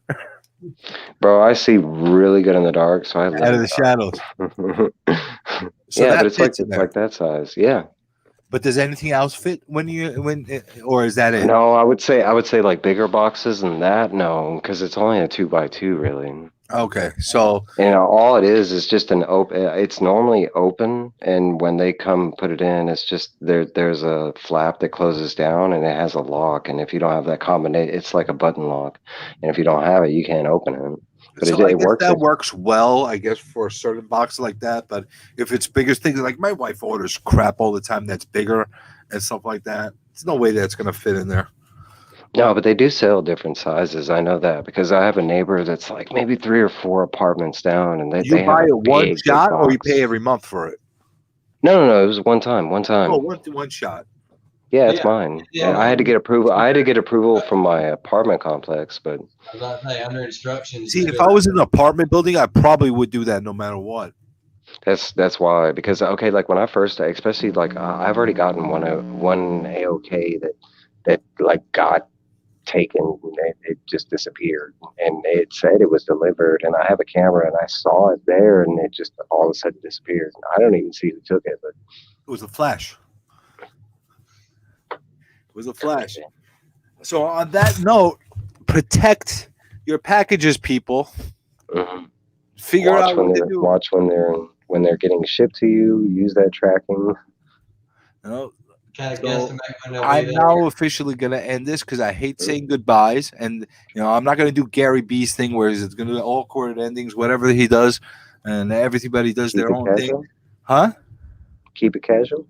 No, he does keep it casual, but he also, whenever he has the group of people on there. They try to figure out how to come off, so they just start like all shaking their hands, awkward endings, awkward. So that's their ways to get it. And I'm, you know what, my way of doing it is I'm done. I'm done, guys. I'm done. It was a pleasure having you guys on. It was a pleasure to the chat being on there, and all the amazing, crazy things you put in there. This, I believe, was a great success of a first live stream collaborative thing. We did a collaboration. You had people show up on the stream, and you had people in the chat. To me, that's a win. We did a collaboration. Look at that. The first time ever, a collaboration on this channel. Don't happen. You got to see a man comics #1. This, I assure you, you're not going to see on many other channels. Got to see some cats. I can assure you that's not going to be on the... What's that? I was just naming off. I was like, you got to see some feet, a cat, some Muffet babies. Yeah, well, the only thing we didn't see any spinning cats though this time. Like they've been on good behavior today. Last time he said he couldn't handle it, man. He was like, I gotta go. Cats. Well, we got to see Mike run for the hills after gunshots. No, you didn't. I turned. But that's it. Good night, guys. Thank you very much. It was great. Looking forward to the next time. All right. And look for that giveaway video. It's gonna drop sometime this week. Bye. Thanks a lot, guys. How the hell did I turn this thing off? Come. All right. I figured it out. I found it. There's an orange button on the top that says end broadcast. All right. We're done. I figured it out. We got